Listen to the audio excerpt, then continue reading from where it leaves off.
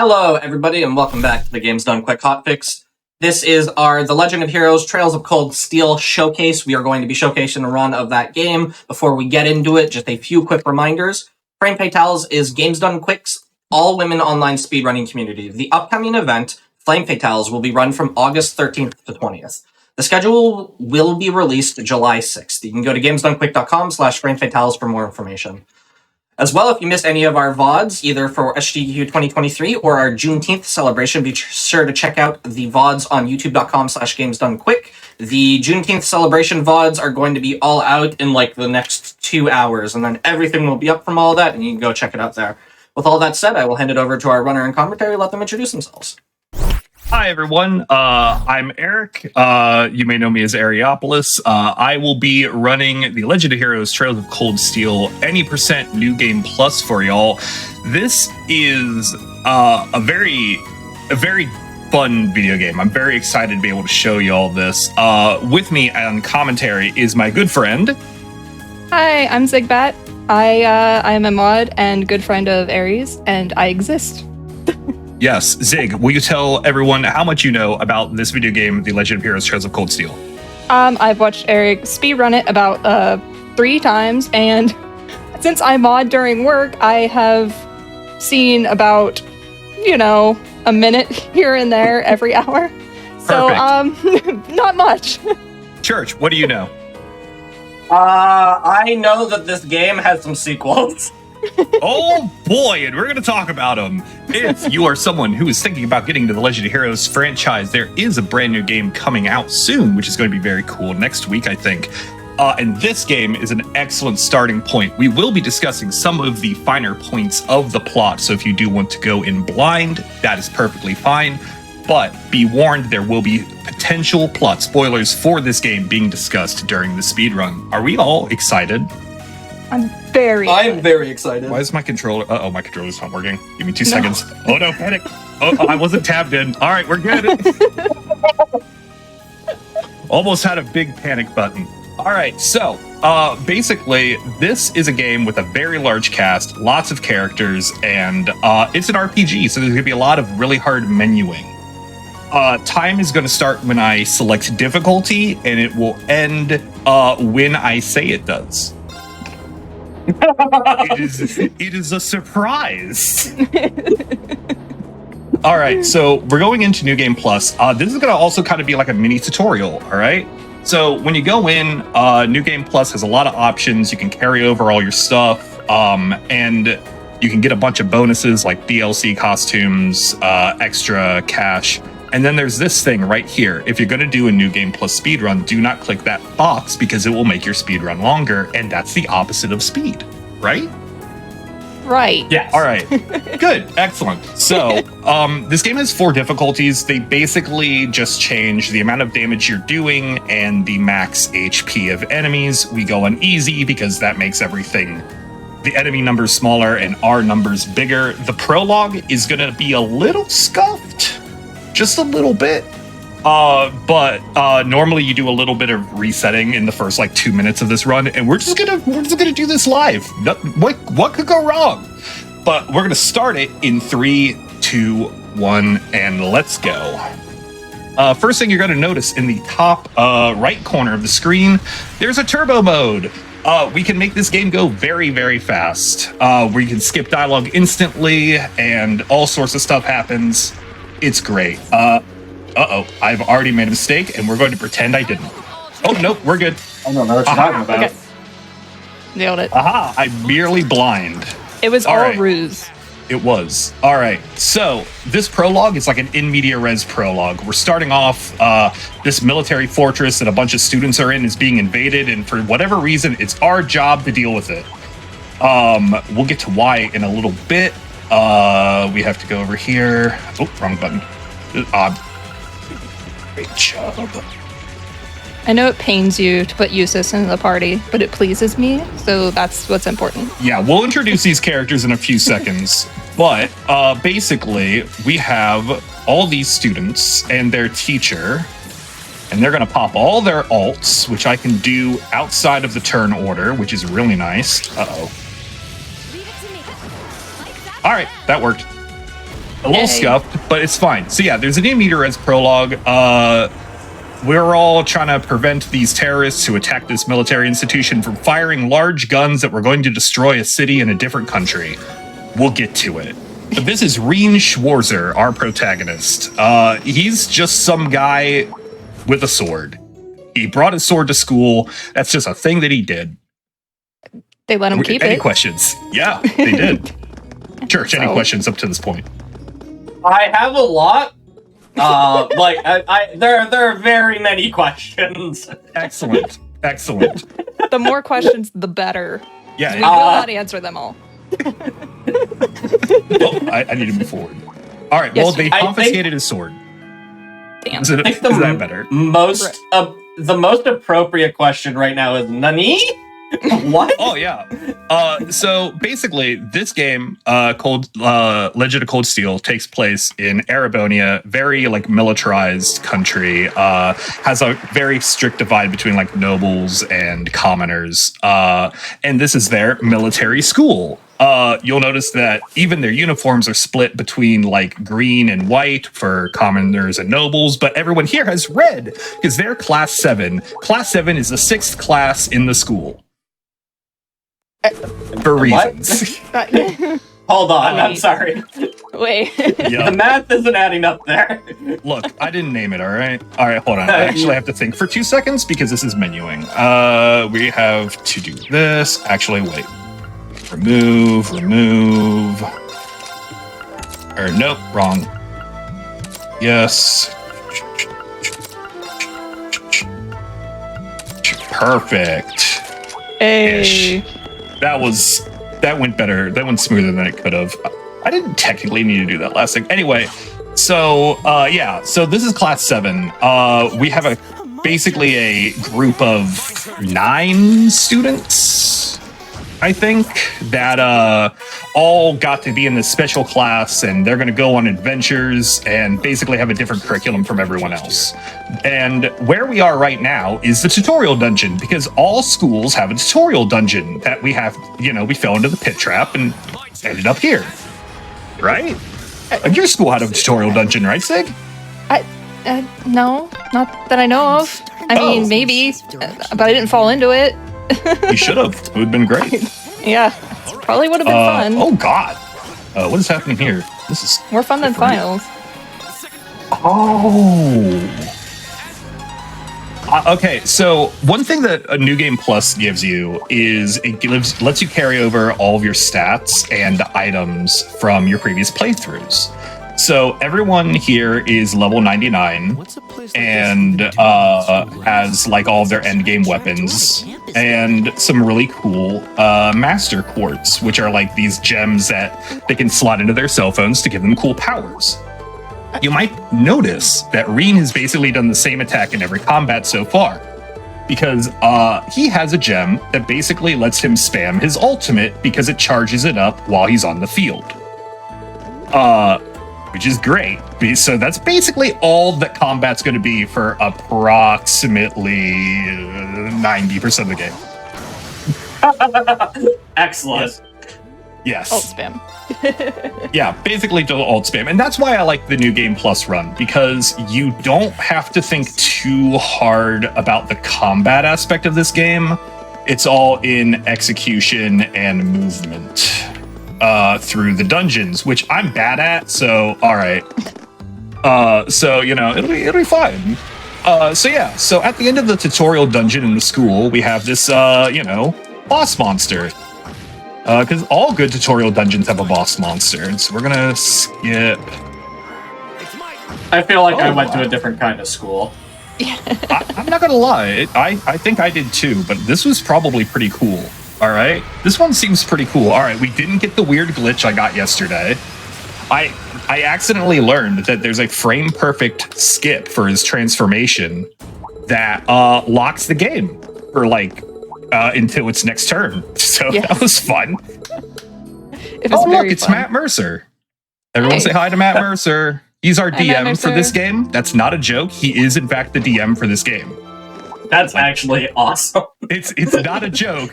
That is his role as Prince Olivier in this game. He is the guy who sends us on all of our adventures. All right, that's definitely intentional. They knew what they were doing. They did. They really did. Now we have 2 difficult little things in a row. Soon we will have fast travel, which will be very nice. But before that, we have Stair Boss. Stair Boss. One of the worst bosses in the game. Yeah, so this game was originally made on PlayStation Vita Portable. This guy just stole $50 from us. That's very plot relevant. We'll get to it later. And Reed controls like he's on. All right, we have 3 more shots at that. It's fine. And Reed controls like he's on the PlayStation Portable or Vita. They're like the same console, right? Yeah. Yeah. Totally. Right? Yeah. One of them had Kingdom Hearts Birth by Sleep, and that game was great. I agree. One of my favorite Kingdom Hearts. Yeah. Actually, you know what? Church. Yo. I'm gonna put you on the spot here. So a lot of times I like to do like a top 3 kind of thing when I'm doing my streams and my speedruns. What are your top 3 speedruns that you enjoy watching? Oh. All right. I didn't expect to be so put on the spot. Oh my god. Right now, I'm just introducing I'm giving all of the characters like their student notebooks. So I'll give you some time to explain. Like we had, all of Class 7 is in the same dorm, which is nice. We've got a couple of different characters, which are really nice, and we got our side quests. Excellent. Basically, Reen. Oh, don't have it yet. Reen is, like all Japanese high school students, in a club, and he's in the side quest club. Side quest club. Yeah, side quest club. Yeah, he's getting. That's what he did. This school's getting more and more interesting. They have a tutorial dungeon and a side quest club. I don't know what you want. I don't know what I want either. Does the side quest club go on side quests or give side quests? Well, they give side quests to the people in the club so they can go on them. Okay, technically the student government is bullying him into doing this, but it's funnier to just say it's a side quest club. For the sake of accuracy. I can't say you're wrong. All right. I have to go out. Excellent. All right, so we've done our first side quest, deliver a bunch of technology to random people. And that was pretty interesting. Oh, yeah. So this series has like a kind of fantasy electronics thing. 50 years ago in like the games universe, they had what's called the Orbital Revolution, where someone discovered what's called Orbital technology, all the gems that give people cool powers. But also they, power lamps and all sorts of other stuff. And so that little tutorial side quest we had right there was basically like us going, oh, hey, this is, all the facilities on the school. It's pretty nice. Give me 2 seconds. Perfect. All right. So, Church, have you found your top 3? Let's keep moving. All right. I didn't forget. So, I know. I'm not that lucky. So, Portal, because it has some very clean movement. We made it. I've been trying to think of a third that isn't just a game I run, but I can't, because Time Shift has such clean skips that it just has to be up there. Absolutely. And then the third's gonna have to be Super Mario World, because I've watched a trillion hours of that. Oh, that's a good top 3. That's way better than mine. Agreed. All right. Also, you may have noticed the tutorial dungeon changed. We're not worrying about that just yet. Because one of our side quest club duties is to go check on the tutorial dungeon periodically for the principal. Ah. Yeah, it's just one of the things we're going to do once every chapter. Actually, I really love the way that this game is structured because it repeats a pattern. You have side quests at the school, ending with going to the tutorial dungeon. You have your practical exam, which is your homeroom teacher summons a robot for you to beat up. because that's a type of exam. And then you go on a field study, so you can do side quests not at the school. Okay. Sounds perfectly Yeah. reasonable. And that's going to be our pattern for like most of this game. Oh, this is Alyssa R. She is Loreen's canonical love interest, even though you technically have an option. The R stands for Reen and nothing else. No, not at all. Not at all. So, All right. Can we go back a step here? So, Absolutely. they have a tutorial dungeon that is so dangerous, they require people to check up on it constantly.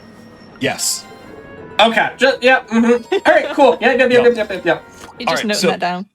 On these train rides, because this place has a ton of trains. That's why this is like one of my favorite games of all time, because it's got trains and I love trains. Yeah.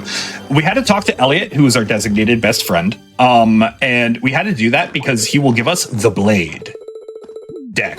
The deck of cards called Blade. It's the game. It's the card game. And then we will not be talking to anyone else for the rest of the game. Because Are we going to play that card game no. at any point? Oh. Which sucks because it's a really fun card game. Oh, where am I going? Here. So we've got 2 side quests here. We have to go beat up a monster. Normal high school side quest stuff. And then we have to replace a light bulb. This scenery is surprisingly relaxing. It's fine. It's normal stuff. Don't worry about it. Wouldn't you ask a high school student to replace a light bulb? Yes. At this point, yes. Basically, you'll see like on this highway, okay, I say as there's none on the screen. There we go. You see these like lights that are on the side. One of the orbital technologies that was discovered was that all these monsters that wander around between towns don't really like those lights. They are like moved away from them, and if the lights go out, then monsters tend to move in onto that area. Now you'll see there's like monsters on the highway, but those are like weaker ones, where there's much stronger ones like that one that we were supposed to beat up just there, that will move in when the lights are malfunctioning. So there is a reason we're replacing this light bulb. It's not that inane. I'm sorry, I never gave my top 3 for the speedruns. I got really distracted. Yeah, that's okay. I'm not sure what you got distracted by. It's weird. I know. Well, there's a lot happening. Like, honestly, the speedrun it's not super difficult, but it is, like, it requires a little bit of focus. Because I wasn't taking shots at you, for the record. It was a joke. No, I know. Okay, I'm just making sure. God. Fine. But no, my top 3 would be, all right, this first one's actually really hyper specific. Okay, I got it right in one. The first one's actually hyper specific, and it's the Legend of Zelda Wind Waker before Barrier Skip. Because I don't know, Barrier Skip just, it makes it feel like every other speedrun. Fair. But it skips the barrier. The barrier. Okay, that first, okay. First off, I know I'm playing a Legend Heroes game. Where am I supposed to go? There we go. I'm supposed to go 5 feet forward. Got it. I hope you don't expect Church and I to answer, because you're not going to get it. I can start pulling up a VOD, I guess. No. I know where we're going. I just had a brain fart for a few It seconds. just takes him a second. He'll get back on track. This is a very long speed run, and we have to go a lot of places. Like the but yeah. tutorial dungeon.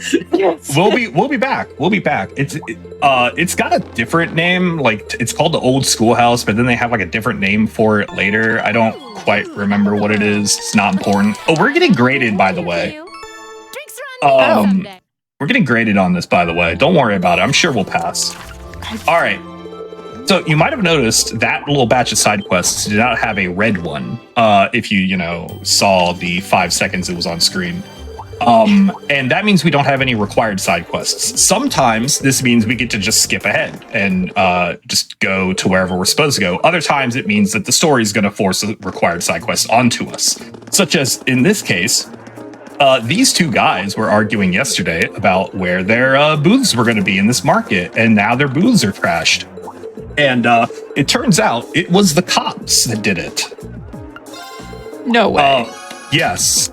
So one of the things that's happening in this region is there's a lot of corruption in the nobility and therefore the provincial army, which functions as like the local police.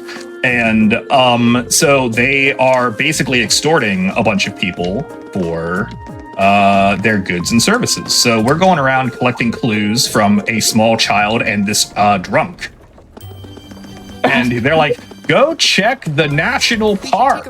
And so we're going to go do that. Let's go. Two completely reliable people. Yeah. I've The never little heard girl of has a more cat. reliable sources. Little girl has a cat. You can talk to the cat. You can't pet the cat. That's the biggest crime. Falcom Video Game Company, please allow us to pet the cats and dogs. Thank you. They're adorable and make cute noises. So we break the lock on this thing because we found one of the bracelets that a guy has stolen. Because again, when you want to steal a bunch of cargo and sell it, the deeply forested national park is where you go. All right. You just missed the biggest trick in the game, Big Monkey Skip. We have successfully skipped the Big Monkey, and hopefully nothing bad will happen because of that in a few minutes. How deep does this forest go? We must be pretty far in now. Hopefully. I don't know, Oh. I'm almost there. Oh god, this big beetle. Do I have all the things I need set up right? Yes, I do. Perfect. And oh my god, here they are, the guys who stole the stuff. No way. I know. Oh yeah, so anyway, the top three. Wind Waker. I was gonna hold you to it eventually. I didn't forget. Oh god, the big monkey's back. All right, I screwed it up. I told you it was unskippable Big Monkey every time we run this, and you're like, no, it's totally skippable. Look, one of But these every days time, Look, we one of these days I'm run gonna into get a a big monkey. monkey skip. One of these days I'm gonna get it. All right, so Wind Waker pre-barrier skip, because I remember very specifically one of the speedruns that got me into speedrunning was this like 4 hour and 50-minute Wind Waker speedrun. It was the first sub 5 hour speedrun, I think, at the time, and it was like a fully commentated video, explained how all the tricks worked, and so I learned how to speedrun Wind Waker. Hey, we got a C. That's passing. Hey, that sure is passing. Yeah. Coincidentally, one of my favorite categories to run on this game is I call it A0 or max rank percent, which you can also refer to as don't disappoint your teacher percent. Because, it's great. Yeah. But yeah, after that, it would be like Majora's Mask. I think Majora's Mask is like out of all the 3D Zeldas, just has some of the like more interesting movement. Like Grotto Skip is really cool. I don't know. It's not nearly as broken as Ocarina of Time feels sometimes. Because Ocarina of Time, you could just go wherever the hell you want in Ocarina of Time. It doesn't matter. Mm-hmm. And after that would probably be like oh god, it's probably just Super Metroid. I'm very basic, I'm sorry. Nothing wrong with basic. Yes. Alright. Oh, everyone's actually level 99 for this run. I've been doing these speedruns without having everyone at level 99 prior because I was lazy and didn't set up my file correctly. So if things are slightly different, I'm sure nothing bad will happen. No, Oh, not at gosh. all. Yeah, Everything will there's- be perfectly fine. Well, we've already seen one little thing happen that was weird. But, Yes. yeah, Gaius took a turn out of order because his speed stat was too high. So I'm sure this will not come back to bite me in other interesting ways, and specifically Chapter 5. Yeah. There is- Oh, Oh, geez. So, you'll notice we can actually attack enemies on field. And if you're high enough level, you can just kill them in 2 shots. Now, technically, I should be using Elliot for this, because his attacks can kill in 1, but they're a lot shorter range, and I want to be safe. fair and valid. Being safe, I hear, is a good idea. Now, this game has, like I said earlier, it has 6 chapters. And so therefore, how many floors do you think are in the tutorial dungeon church? Oh, We're in All chapter right. 2 and we're on the 2nd floor, by the way. I'm gonna say like 100. Oh God, no. Okay. It's 7. It's 7, which is Okay.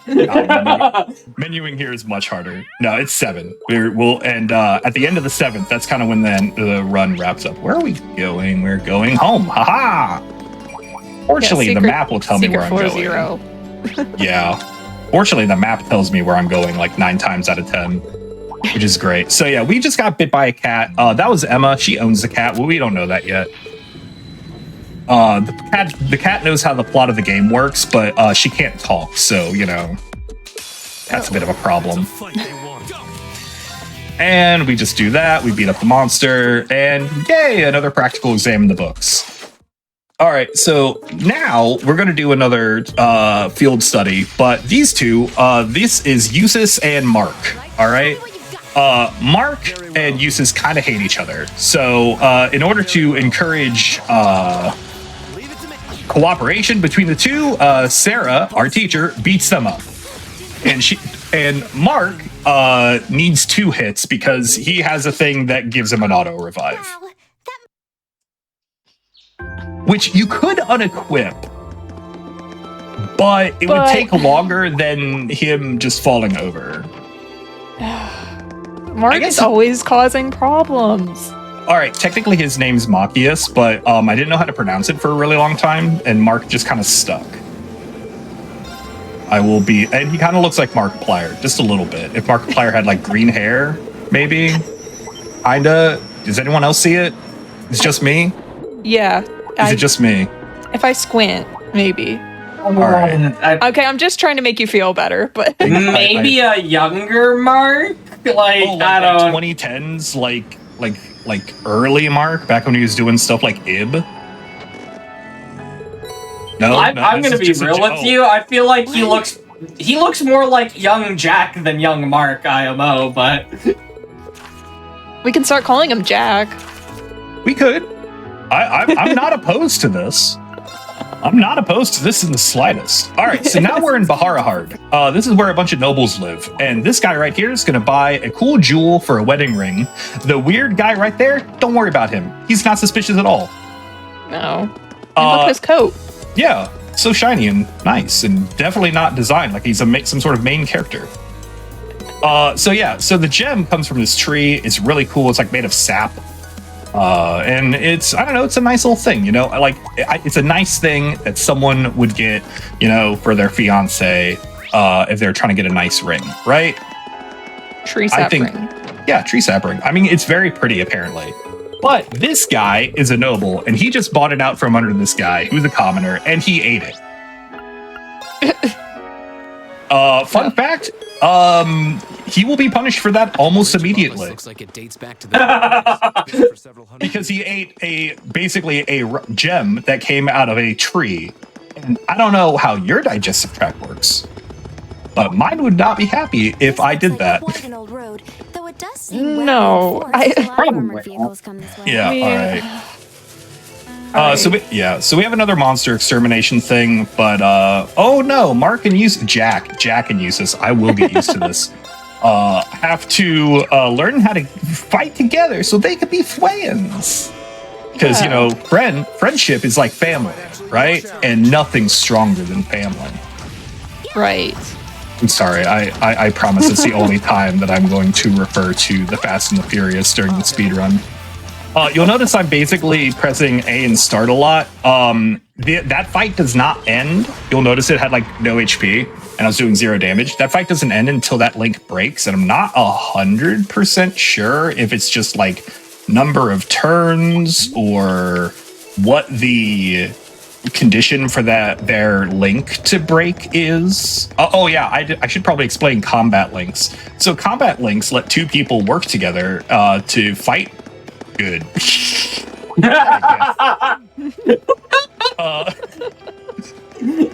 It's a very video gamey mechanic. But they basically do it like, oh, they're friends, so they can fight together. And Mark and Eustace hate each other, so they can't do it. And oh man, you're never gonna guess what's gonna happen at the end of this chapter. Are they gonna be put together and required to use it? No. Mark's going to be arrested. Okay, sure. Close enough. That's basically the same thing. Spoilers, I guess. For Something that's gonna happen in like 3 minutes. yeah, spoilers for 3 minutes from now, I guess. Yes. That was Milliam. We don't know that yet. But she's another main character. She just flew past us on our weird giant robot. It'll be fine.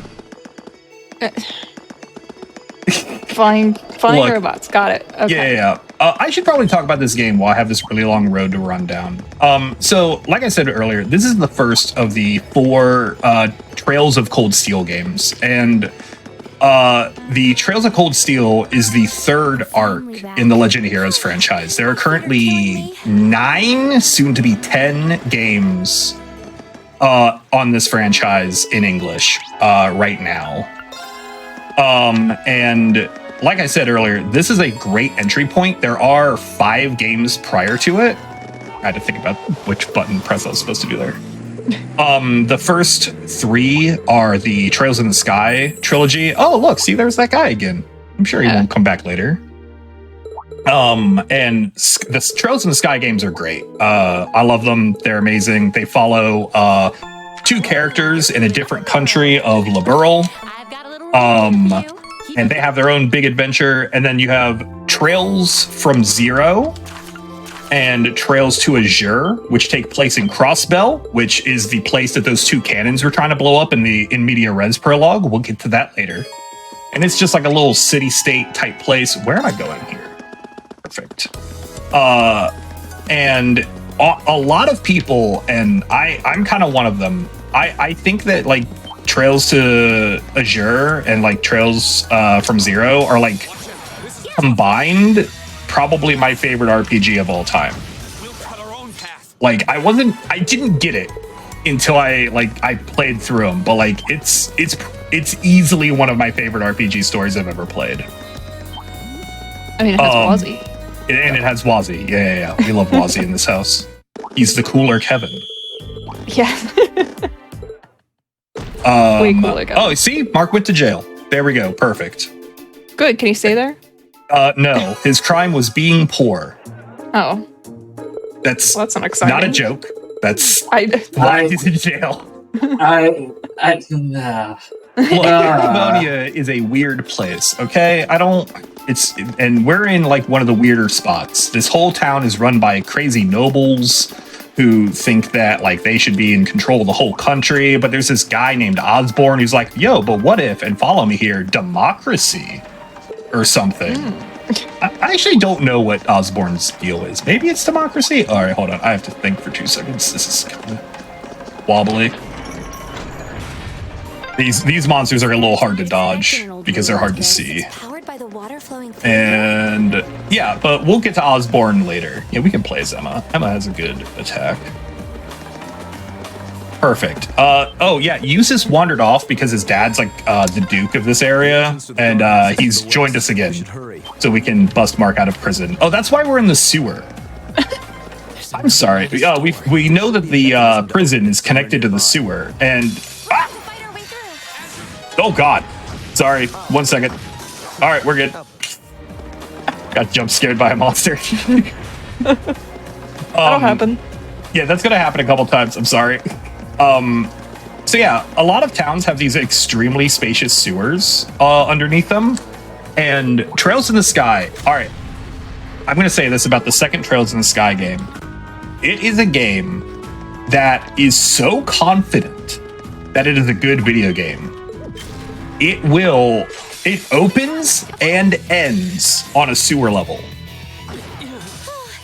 And the sewer level it ends on is reused from the first game and earlier in that game. Like, they reused the Gransel sewers 4 times. They really like their sewers. In their defense, it's the best sewer level.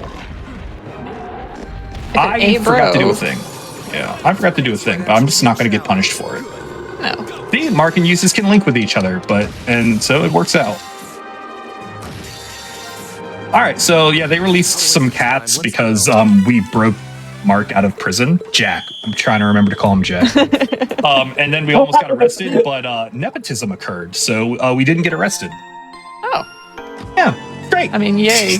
Thank Yay, you. I guess. Hey, look, that guy. Oh, and there was Toval. Toval's the blonde guy. He's not relevant till the next game. Oh. Oh, okay. Yeah, and there was Milliam. Everyone say bye to Milliam. Bye, Emilio. And we got graded. We're still a C student. We can do better. I believe in us. All right. I mean, as long as we don't fail. Oh, speaking of failing, it's midterms. We have to study 3 times. So you remember how earlier I said, oh, come on. Come on.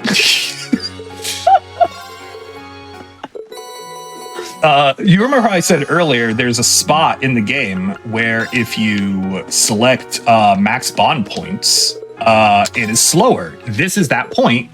You normally have 3 points, but otherwise you will have... That's not the right place. 7. And 7, all right, I'm gonna roll this past y'all, is higher than 3. Yep. I think. Pretty sure. That does track, but All right. math in this world has me confused. Yeah, that's fair. Yeah, math in this world is a little weird. It doesn't help that, like, actually, I want to talk about damage math in this game. It's kind of logarithmic. Like, if you're significantly higher, if your attack is significantly higher than your defense, like the higher it is, the bigger the damage gap gets. But there's still like a little bit of RNG. So that's why in the very first fight in the prologue, we ended up not killing everything because Emma's damage. Oh, where is this in my notes? 223. All right. Yep. Thank you. You're amazing. Yep. Awesome. Open. Thank you. That you actually have to do at least partially correct. Because otherwise it'll waste time. A lot of questions you don't have to do, like, answer correctly. Oh, I have the bind booms on. That's fine. Reen has a heart condition. It'll vine boom when it happens. Don't worry. That's normal.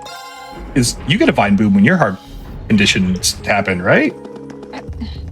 I mean, I don't have a heart condition, so... Oh. No vine booms. Oh. I thought that was a normal thing. All right, hold on. I have to move around. Oh, we do not want to mess with that snail. That was a time snail. As opposed to non-time snail. I mean, did you ever see the one episode of Doctor Who with the angels? Come on. That's a time... It's that, but snails. Oh. I know the concept.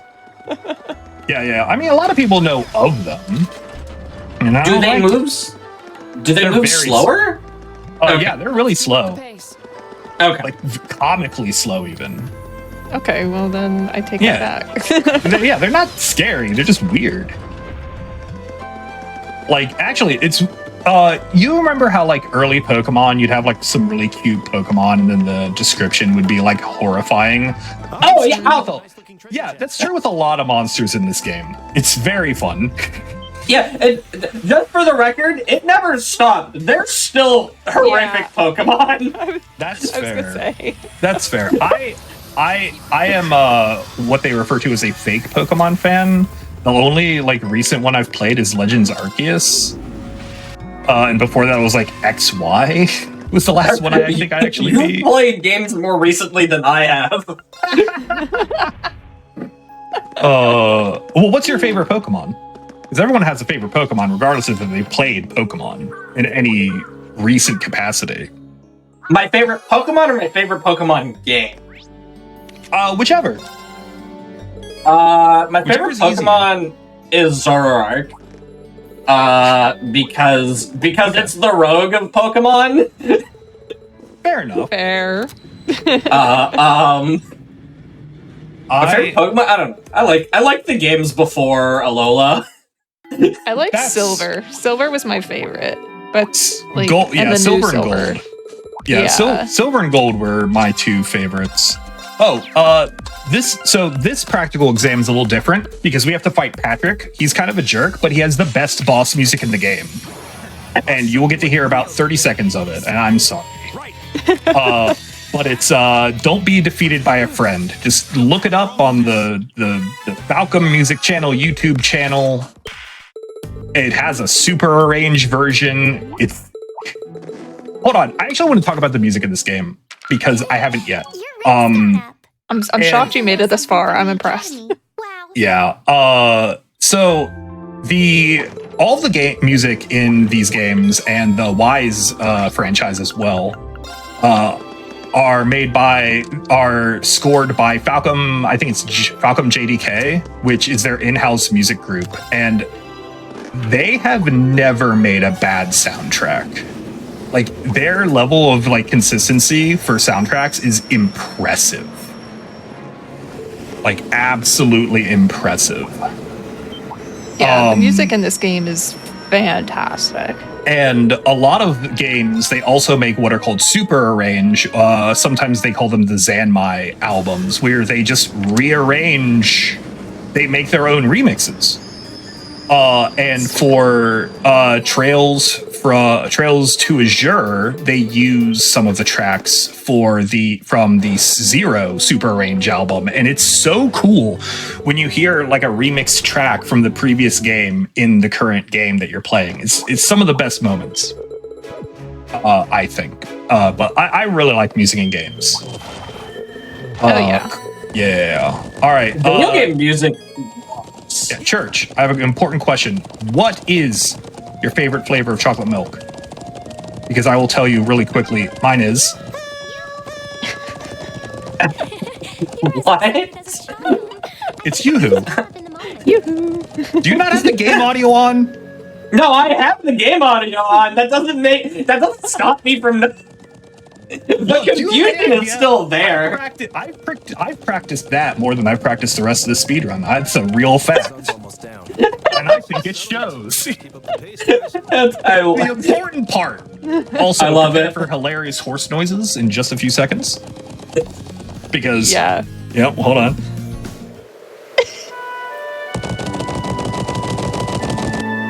Amazing. It's not the best version of that. Hold on. That one was the weak one. There's a second one which is way funnier. So there is a fan patch called Send Patcher, which I have installed, which fixes a few minor audio glitches, but introduces fun new ones, like the horse clops always playing during turbo mode. I talked about turbo mode. Well, now is your opportunity. All right, so turbo mode, I don't know if it was in the original version of the game. I think it's like a PC or PS3 port. Where am I going? And it basically speeds up the game, and you're allowed to use it for the speed runs. It has a couple different settings. Come on. A couple different settings, basically like on field, it increases your movement speed by 2. In battle, it increases movement speed by 4. Oh my god, I keep skipping past these Eponagrass. Oh, this is the Eponagrass because Zelda's a good game and Epona's the horse in Zelda, and they wanted to make a Zelda reference, so they made the grass the Zelda reference. Fun fact. Yeah, that was the fun fact. Church, have you played Tears of the Kingdom? Speaking of which. I haven't. Alright, this might catch me a lot of flack here. Oh, dude, it's fine. It's no worse than I'm going to get later. I have played A Link to the Past, but I played A Link to the Past for the first time 10 years ago, and then I played Phantom Hourglass, and that's all the Zelda I've played. Okay. Church, No, I have no. never played a Zelda. Ever. Okay. Wait, Zig, I'm in good company. No, well, I did play a little bit of Breath of the Wild. I played a little bit of Breath of the Wild, didn't like it, and quit. That's fair. That's fair. I just beat Tears of the Kingdom. It's a game. Yeah, it's a good game. It's just not for me. Yeah, I love Link to the Past. That game is phenomenal. And Phantom Hourglass is all right. If you're gonna play 2, Phantom Hourglass is a pretty solid second one. I like that game. You know. Oh, so we've collected some of the grass for that doctor. He needs grass for reasons, medicine, I guess. And then we're gonna have to beat up a monster. So, talking to that guy with the eye patch spawned the landfish. Right there. Land fish. Yeah, it's a landfish. Oh. It's a fish. It's on land. Okay. Yeah. All right. They just have that here. Don't worry about it. All right, and that's the last opponent grass I need. Do I have everything set up? Yeah, I have everything set up. We're good. Oh, yeah, the landfish. Yeah, just perfectly normal things are happening in this video game. Yeah. All right, there's probably a faster way of doing that fight, but I don't know what it is. I feel like it involves doing menuing with like, here's the problem with a lot of these fights. There's some fights that look like I'm doing them slightly slower than what's optimal, but in order to do them faster, you need to like do quite a bit of menuing. So like setting up equipment, setting up orbments, and all of the gems on that. And so for a lot of that kind of stuff, it's not worth it until the later chapters, you know? Mm-hmm. And so you're having to play kind of this tug of war of, okay, is it more efficient to menu and possibly stumble the menuing, or just mash A and start through a combat? Definitely mashing A. Yeah, so we have to give the doctor his grass. Is this the doctor house? Where am I? Hold on, 1 second. Teleported to the wrong spot. There we go. Got it. We're okay. We're good. We're good. I'm sorry. All these are just little huts. I mean, they all do look the same. I can't tell the difference between some of these houses. I'm sorry. Chair boss. All right, we got around it. Good. These are solid objects. Those are, you cannot walk over those cushions because it would be rude. True. Yeah. Why would you want some random kid with his shoes on in your house stepping on your seat cushions? Absolutely not. Don't think so. Didn't think so. Not at all. So we're doing another side quest. We have to go pick up a photographer who's been up here in the Nord Highlands. The Highlands are for the Nords for like way too long. And he's up near that big statue. The big statue is clearly plot relevant and probably moves. You can tell because it's animated differently than the rest of the surrounding rock. This is a PSP game. That's usually what that means. You are absolutely right. But it hasn't moved yet. Yeah. And I'm on like the second Cold Steel game. Oh, I haven't, yeah, because like I have not finished playing through this franchise personally. I'm like on the game after this currently in like in the order, and I've played like all the games prior. And actually, it's very funny because the reason I ended up speedrunning this game, this is a fun little story. The reason I ended up speedrunning this game is because I beat this game in January for the first time, and I had about a month and a half until Trails to Azure was getting its official English release. And I'm like, all right, that's not enough time to like stream the next game because RPGs take like a while. I can't guarantee that I'll be able to play that like on day one. So I'm like, all right, so I need to like do, you know, some stuff in between now and then. So I decided to just speedrun this game. And that's what I did for like a month. And it did not drive me insane in the slightest. A pleasant surprise. It was. All right.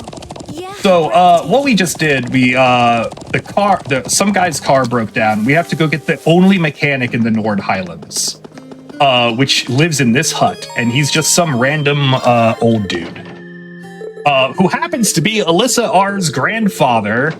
We find out that the R in Alyssa R we were misled. It does not, in fact, stand for Reen. It stands for Rhineford, which is... Oh. Funny horse noises. Sorry.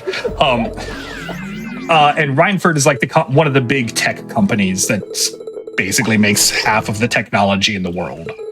Great. And a lot of guns. Oh. Yeah. You remember the big guns? Actually, those two big guns that were on screen for like 30 seconds? 30 milliseconds? Yeah. That from the prologue? They made those guns. Keep up the good work. Yeah. So you see, it's all coming together. And this watchtower got blown up because I failed to mention there's a war. Excellent. Did I don't think I mentioned there was a war going on, did I? I think you did. I don't remember. Yeah. I was so think you enthralled by the tutorial dungeon that. Yeah. So yeah, there's a war going on. So Erebonia, the country we're in, is currently in like kind of a cold war with a rivaling large nation called Calvard over in the east, on the other side of Crossbell.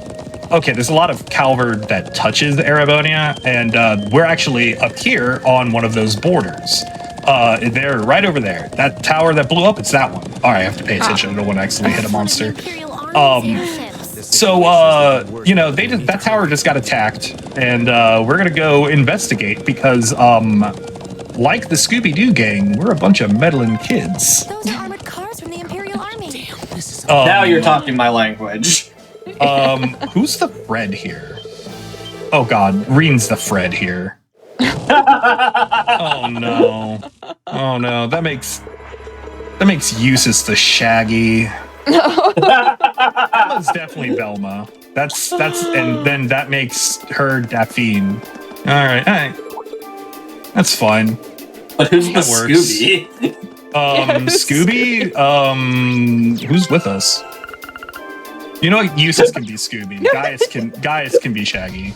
I appreciate taking the time out of your speedrun to figure that out. It's important. I agree. It is important. We need to know who's the mystery gang here. Sometimes you have to go slow to go fast. Yeah. All right. You'll learn about that in a few minutes, actually. And when I say a few minutes, I mean like 30 minutes. So now we're gonna use the rake on the ladder. This joke is brought to you by like 2010 Markiplier. This joke was for me. I don't care if anyone else gets it. That's all there is to it. I just wanted to say that he used the rake on the ladder. Way over my head. I'm gonna be real with you. Again, it's fine. I had to put that out into the world. I appreciate. I do the same thing. Look, I don't care if other people laugh. I made me laugh. That's the important part. All right, so we have to chase Milliam, that girl who was on the flying robot who seems to not know how pants work.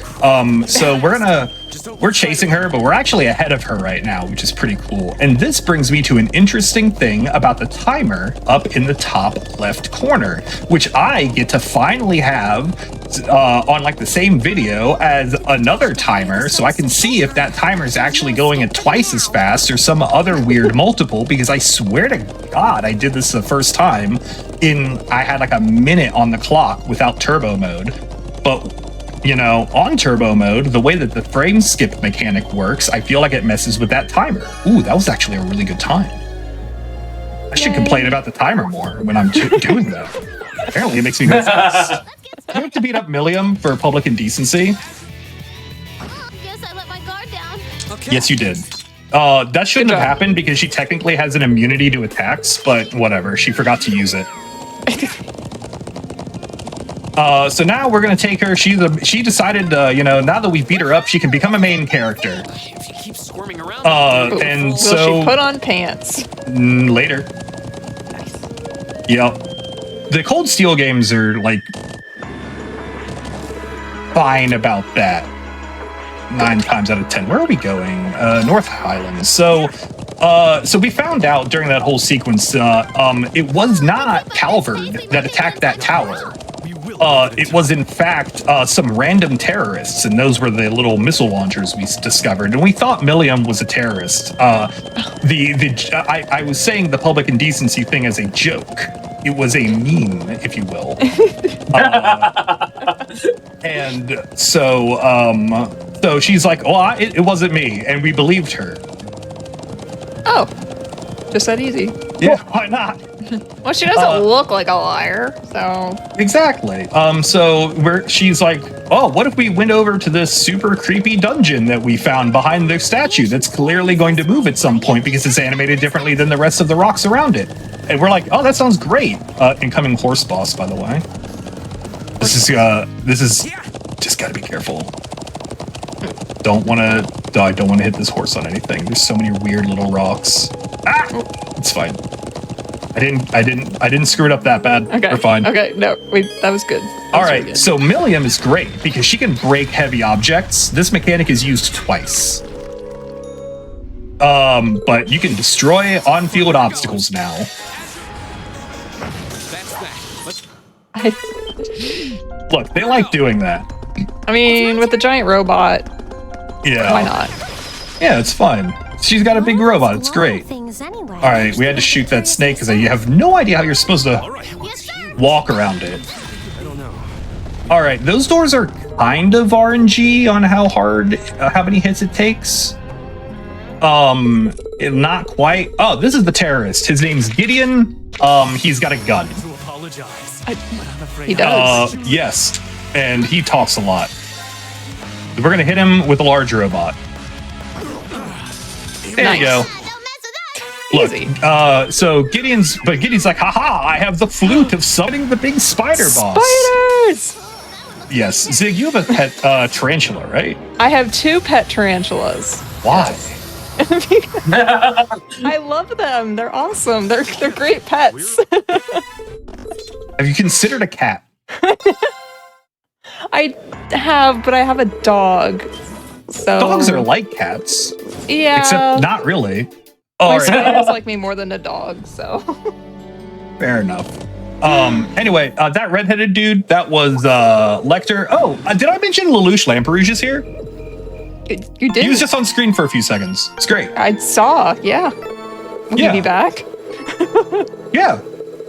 We're gonna do the entirety of the season 1 finale of Code Geass, so spoilers for that. Oh, we're gonna go on break. I'm better than that. Right, we can go on break right now, actually. Okay. I'm sorry, I should have probably led up to that. I forgot that was happening right now. Totally all good. A lot happened in the last hour. All right. Oh, my hands. All right. Something y'all don't see is I have to hold the controller like this, basically, to like press I have to press like 4 buttons all at once on the right side of this controller, and it sucks. Oh, jeez. Oh yeah, it's That's rough. awful. I hate it. Anyway, yeah, you do the break Break. stuff. I do. Yeah, you're the host. I'm the break person. You are. So during these longer runs, we like to take breaks every hour, so just so everybody can get up, stretch, get some water, anything they need to do. So we're going to take a quick break. Just before we do, though, a quick reminder. Your subs, Prime Gaming subs, gift subs, and bitch cheered on the GDQ Twitch channel do help support the Games Done Quick Hotfix. So if you like any of our content, if you like these kind of showcases where we just show off some games, if you like Legally Cute that's coming up afterwards, any of our other weekly content, it really does help us put this kind of show on. So please consider subscribing. With that said, we'll be back in just a few minutes with more of the run.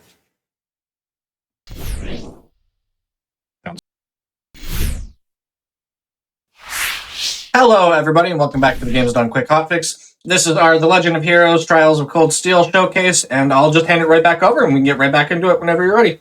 Absolutely. We just finished chapter 3, and we're going to go into chapter 4 in 3, 2, 1. Let's wait. Go. Go. There we go. Aha. There we go. The controller desync. Too long of a break. Thank you. Oh, this is Osborne. He's the villain? Question mark. There's a lot of people. Oh, Matt Mercer's back. Thanks, Oh. Matt Mercer and the Matt Mercer family. Look at that. All right. What a nice little interlude. Oh, and Reen's sister. I'm sure that none of these characters are going to come up in this chapter. Why would you start a chapter with them? Completely irrelevant. Oh, look, swimming. Oh, hold on. Swimming. I want to talk about this. So there's a swimming minigame because they love one-off minigames. And doing this in turbo mode with frame skipping is really hard. If you can do that, you can save 1 second. But and you don't, maybe like 2 seconds because you don't get that thing. Oh, so this chapter, those two girls that were just on screen, they have the oh no, they dislike each other slightly deal, and we're gonna have their whole having trouble linking in combat situation. Wait, did I screw up? I don't think I screwed up. Nope, we're good. Yes, I did. Stair boss time. Stair boss. Yep. There we go. So, if you remember, if you go over to the Academy field, then you get to have this conversation over there. You don't have to do stair boss twice, which is slightly faster unless you're good at stair boss, which no one is. So there you go. Oh, Patrick's here. He wants to apologize for us beating him up the other day. We forgive him because he has the best boss music in the game. Later, he will be weird. You didn't hear that. Hear what? Nothing. Yeah, alright. There we go. You didn't hear something so badly that I menued wrong. Which floor is this? This is... Ah, okay. I think I know where we're going here. This way, and then this way. And this way. There we go. Looks like we've still got a ways It to all go. looks the same. Yeah. Yeah, this is honestly the hardest part, I think, of the whole run, are the tutorial dungeon floors. Because they all have very identical looking layouts, but they're all basically set up like giant mazes. Help, get out of the way. Ooh, nice. Nice dodge. Yeah. It's right there. Perfect. All right. Nice. So if I can do all of these without getting lost once, I'm going to be really impressed. This one looks strong. Did I need to equip Laura here? Nope. We're good. Perfect. So Laura, you might have noticed, has a giant sword and does all of our damage. She has the strongest character in the game, and later she will be hitting the damage cap, basically all the time. Oh, this big door happened. That's the plot door. That's where the plot comes from. Oh. We'll get to it. God. Oh, there's something really cool behind the plot door. Not just the vine boots. Well, I would hope there's something cool behind the Vine Boom plot door. Yeah. So Church, how are you feeling about this so far? What are you thinking about this game as a speed game, at least? So one of the things right off the bat I'm noticing is that it seems to be pretty straightforward. Like, I'm not trying to downplay what you're doing, but it looks to be like something that is pretty easy to pick up. Like, it's pretty straightforward. There's not a lot of complex tricks or anything. Yeah. Yeah, I'm so glad you said that, because that is exactly what I was going to try. What have I done wrong here? Oh, I know where we did wrong. All right, I'm on the wrong section of my notes. I say that as I immediately screwed something up. But yeah, this speedrun is basically all about knowing the route or having the notes of the route in front of you. And there's not a lot of complicated tricks. It's basically just moving around. Oh, there's a giant robot behind the door. It's basically just knowing how to move Reen efficiently. Reen Morbs, by the way. And just kind of knowing how to ease the combat. The any percent is a little bit more complicated because you have to actually consider, you need to do strategies in some of these fights. Yeah. Yeah. But New Game Plus, if you've been thinking about speedrunning, this is a super chill game to do a speedrun in. I shouldn't emote when I know there's an input coming up. I shouldn't move my hands around when I know I'm going to have to press a button in 3 seconds. And yeah, so like it's a bit long, but like you said earlier, like you can take breaks. You know, you don't have to do everything in one sitting. Like take a break, you know, look away from the screen, blink a little bit, stretch, you know. It's not okay, it's kind of like there's a leaderboard, but like the only person you're going to compete against is yourself. Something from the academy. You know? Mm-hmm. And that's kind of what I like about it. It's easy enough that you can get in and you can just do it. So just do it. If you've been thinking about it, you know, what's stopping you? Owning The Legend of Heroes Trails of Cold Steel on your favorite platform? Well, I have great news. It's a summer sale. You can buy it cheap, probably. I don't know. I haven't checked. Actually, hold on. I need to. All right, hold on. I have to complain about something. So, one of the things. One of the things that kind of is a little annoying about this franchise, it's an older series. Like obviously, there's 10 games in it in English currently, and the series is not easily available on. I just got hit by that pole that I didn't even know was there.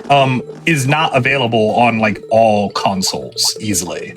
Like if you've got a PC, you can play games. Good news, all of the games are available on PC. You can go to Steam, GOG, whatever. I don't care. I'm not your mom. Or if you've got a PlayStation 4, you can play all the Cold Steel games, Zero and Azure, and Reverie when it comes out. But oh god, what is this? Set of side quests. My brain just stopped working for 2 seconds. We need to go to the plaza. But like the Sky trilogy is only available right now on PC, and the Cold Steel games, only 2 of them are available on like Switch or Xbox. I should have known of. Where am I going? Hold on. Doing this wrong because I'm complaining about the lack of availability of these games. So what I'm trying to say is, Exceed Video Game Company, please give us the Switch ports. I beg you. Thanks. That's it. That's all I wanted to say. But I have a lot of other things to say. So we're doing a couple side quests. We're in the Imperial Capital. And right now we're going around taking pictures of people who run shops for the newspaper, because that's a thing you let random teenagers visiting your town do. Well, yeah. Who else is going to do it? Well, I'll tell you who's not going to do it. The people at the newspaper. Exactly. Oh, yeah. All right, so we've also got a hat from some guy. So we need to go give that guy his hat. So we're going to go to the OST district, where I gotta say, there's no jukebox in the OST district, and I think that's an oversight. Yeah. You know, they don't really do jukeboxes in games anymore. Like, what's the last game that you've played that had a jukebox feature in it? Honkai Star Rail. Does Star Rail have a... And the oh, train you're car. right. Oh, you're right. All right, so that game came out this year, and I feel like my entire point just crumbled. But it's also a gacha game, so I That's- mean, we can exclude it.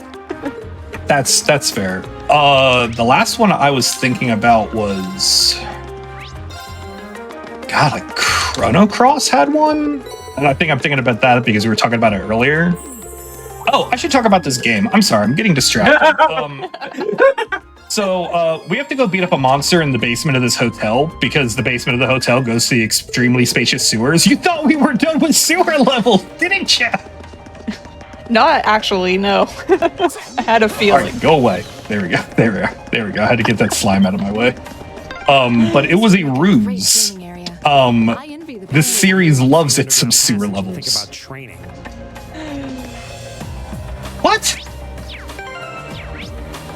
Oh, okay. I'm like, hold the phone. That's not. That was weird. We got so worked up over the jukebox. I was. brains just scrambled. Look, the break has completely destroyed my ability to focus. It's okay. We're going to beat up a giant slime monster. And that will get my focus back. Yes. Look at that thing. So weird looking. Hostile spotted. My turn. So you might have noticed. Oh, I made a mistake there. That's fine. You might have noticed that we had to have a specific group of people in our party for this. I did, yes. And that's, oh my god, Fee, because it's one of these. All right, it's fine. But you have one job. There we go. There we go. That fight was very scuffed. Fine. Fine. My fault. Anyway, so yeah, that was the Fee and Laura. They're like, oh no, we can't get along. But why can't they get along? Well, let me explain in painstaking detail. Go away. Whatever that works. So Laura is like a noble from like the southern region of this country, and she's like very much like the knight type character. You know, she's like, I believe in the chivalry and all that good stuff. Where Fee, the little the girl with the white hair, she was raised by a bunch of mercenaries in like a forest. And so, you know, that's like the opposite of chivalry or something, I guess. And so they're like grumpy at each other. And how do you best solve something like that? But by going to the local park and having a duel to the death. Ah, what a pleasant evening. I mean, that's how I solve all my problems with people Yeah. I dislike. Exactly. So I'm going to take a sip of water because this is a nice little cutscene. I prefer shadow duels. It's like card games, except the loser gets banished to the Shadow Realm. Oh man, I haven't been, I haven't been to Pennsylvania in a while. I should, lose a game of Yu-Gi-Oh to someone. That sounds like a great time. I can't say Ohio because I'm in Ohio. That's the biggest ruse I've been doing of all time. I'm not actually there. That's my big ruse. I know you. It's a long con. It's a long con. Target's eliminated. We'll never know that I'm in space. So because we had to try to have a duel to the death in the middle of a park, we got arrested. But it's okay because Mark, who's been with us the whole time, his dad's the mayor. So again, we get out of jail because of nepotism. Oh, nice. Yep. All right. We need to Good on go you, Jack. to... Oh God, what is happening right here? I have lost my train of thought entirely. That's okay. Port monster. Easy. Oh. I forgot this monster existed in its entirety. All right, that's fine. That's because it's not in my notes. I have the next part in the notes. I completely forgot to write down that this monster existed in the notes because we have to go back down into the sewers. Not. It's okay. It's a Okay. newer, larger part of the sewer. A newer part of the sewers. Right, okay. Yeah. I think what we we just needed. go. Yep, this way. This part of the sewer is so big, and it's very twisty, and it's not fun. I'm guessing a few So, years ago. You go away, big I- monster. Times back then. Yeah. I have fun. Like, why do we have drawbridges in sewers? Shouldn't this just be like easily accessible for the people that need to? Nah. This sewer was made by an ancient civilization that like 500 years ago, and they just built a city on top of it. That raises more questions. Yeah, I don't see what the big deal is here, all right? They built a city on top of a giant underground sewer network that has been around for 1,000 years, Before written history existed, they built Gave this. us a real humdinger of a job. It's an RPG city. I don't know what you want. Okay. That one looks annoying. Watch out. I don't know what I want either. I was gonna say I don't know what I want either, but I think I want a Wahlburger. That's what I want in the city. That would be great. they probably have one somewhere. It's a big city. We are in the capital of this nation right now, which is pretty neat. How does this fight work? It's a big crocodile. So yeah, the reason we're down here is because there's this big crocodile. And now you might be asking yourself, why are we fighting a crocodile? It's all the way. Why am I not doing all the... Oh! I never equipped Reen! That's what's happened. 1 second. There we go. Professional streamer. Professional streamer right here. We're good. We're gonna give you this. That'll work. Yeah, I was supposed to do that like an hour ago. Well, you don't do it in the initial. You might have remembered that I actually did do it. Jeez. He had the jukes. He was trying to get me with the okie doke there. So you might remember that I actually did equip Reen in the prologue, but the game does a misdirection, a ruse, if you will, and unequips Reen after the prologue. So you keep all of his orbment stuff. But wait, do you keep his orbments? I'm not confident in that assertion. But his equipment resets. I'll check that later. It's not really relevant. I have to do some menuing a little later in this chapter anyway. So anyway, you remember I said Mark lives here? So he has taken us to his house where we are having the traditional Erebonian dinner of fish, chips with a side of hot dogs and coffee. You can see the fish chips and the hot dogs all modeled on that table. That is a decision that they made. Those are unique assets for that scene. You can't see my face right now, but yeah, it's great. So yeah. We just got a call. Some dude came in here and stole a tiara, and the person who stole it is this guy called Phantom Thief B. All right, he's an international thief of mystery, and he leaves clues to his to where to find the thing that he stole because he's the Riddler or something. Oh, there he is. All right. Anyway, we don't know that's him yet. Don't worry about it. So now we're Batman in the Bat family. Yes. Man, you have no idea how correct that is. Man, you have no clue.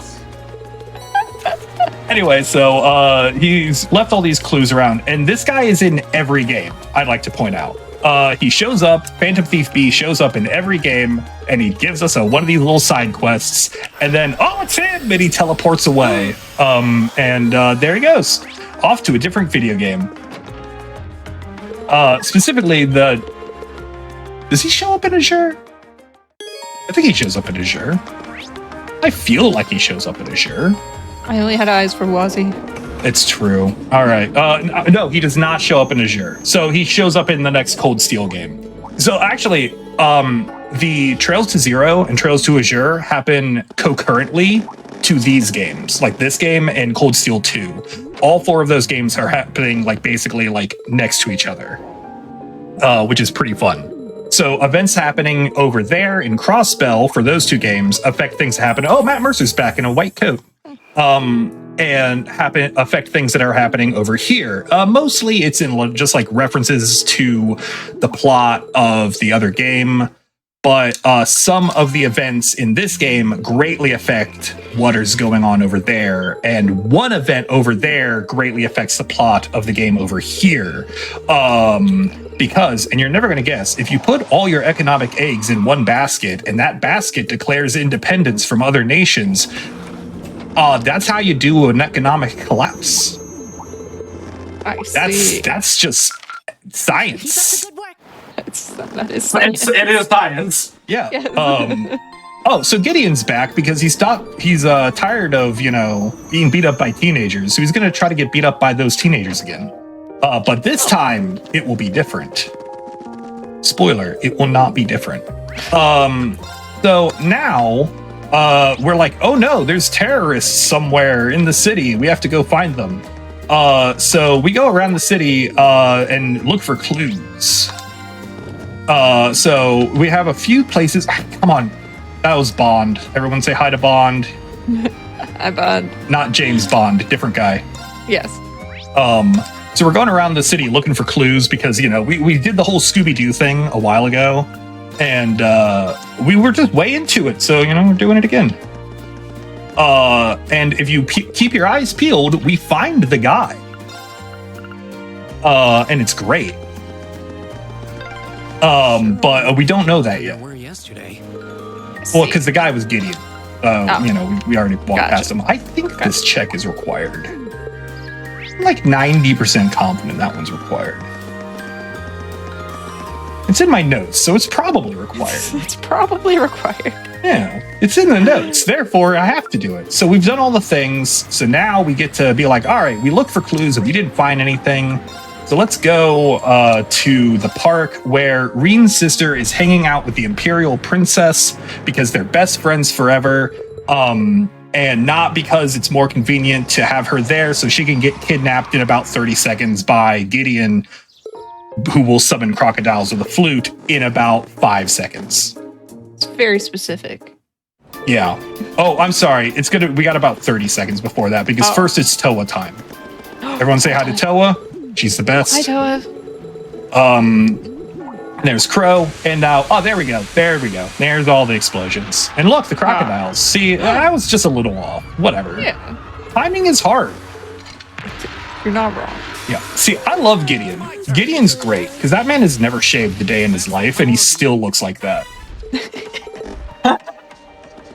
He also has a crocodile flute, so... Yeah, well, it can summon other things, like the spider. Spiders. Yeah. And the most important thing that it's going to summon in a few seconds. All right, hold on. There's a Zubat down here. I gotta be careful. All right, get away. Nice. They put Zubats in the sewer. You just thought we were done with the sewers, didn't you? And you thought we were done with the Pokemon references. Nope. No. You can never escape. No. It's true. You can never escape. Oh, my favorite Pokemon's Flareon, by the way. I don't think I ever said. Or I started that conversation because I got distracted again. This works. We still haven't heard your top 3 speedruns either. I said my top 3 speedruns. Yeah, he hasn't heard from mine. Did you? I was waiting for an opportune moment, but we kept going off. All right. Tangent. So Zig, you tell me top when 3. it's best. Yeah, right now it's great. Final Fantasy VII, the original. It's what got me into watching speedruns. Nice. I actually saw it on GDQ, and it got me into watching speedruns. Nice. Outlast is my second one. I don't know why. I just really like the speedrun for Outlast. I bet that's Outlast really was a good one. Yeah, what? Go ahead. And number 1 is any Kingdom Hearts game. I really love the Kingdom Hearts speedruns. A lot. Yeah. Oh, we have to beat up Lelouch Lamperouge because Gideon just summoned the Bone Dragon. We can't win this fight, unfortunately. So we just have to hit him until he gets tired, and he'll wander off. Because as we all know, Lelouch Lamperouge has plot armor. Yeah. I mean, y'all saw Code Geass, right? People know what I'm talking about, right? Anyone? I Church? actually haven't seen Code Geass. I was hoping somebody else had because I've never watched it. All right, the back half of this game is going to be extremely confusing. Moving up in the world. That's some required reading right there. Here for you. People are like, oh, you have to play the Sky Trilogy to understand the Cold Steels. No, you have to watch Code Geass. Other than that. Important. It's very relevant to my... You literally have the 2 best people to commentate on this because we have no idea. We haven't done the required reading. We've never played the game. No, It's just, I it's think just. that's Oh my god, I'm back in the classroom teaching people math again. That's my It dark adds secret. I was a spice. math teacher. he was. This is true. Not really a dark secret. I talk about it all the time, but it's a fun fact, I guess. Where am I going? Jesus, none of these buttons are working. Student Union. It's Toa time again. Stair boss time. Round. Oh, that was clean. Oh, that was clean. I feel real good about that stair boss. Oh, this is the thing I thought I was doing earlier. So, we just got new party members for the class, Milliam and Crow. And but Milliam's a delinquent, and we have to go chase her down around around campus. So, that's going to be fine. She's going to get into some zany hijinks. Zoinks. Yeah. She stole a horse. And then gymnasium. And then she's going to jump into a pool from a second story. Do not try that from home, please.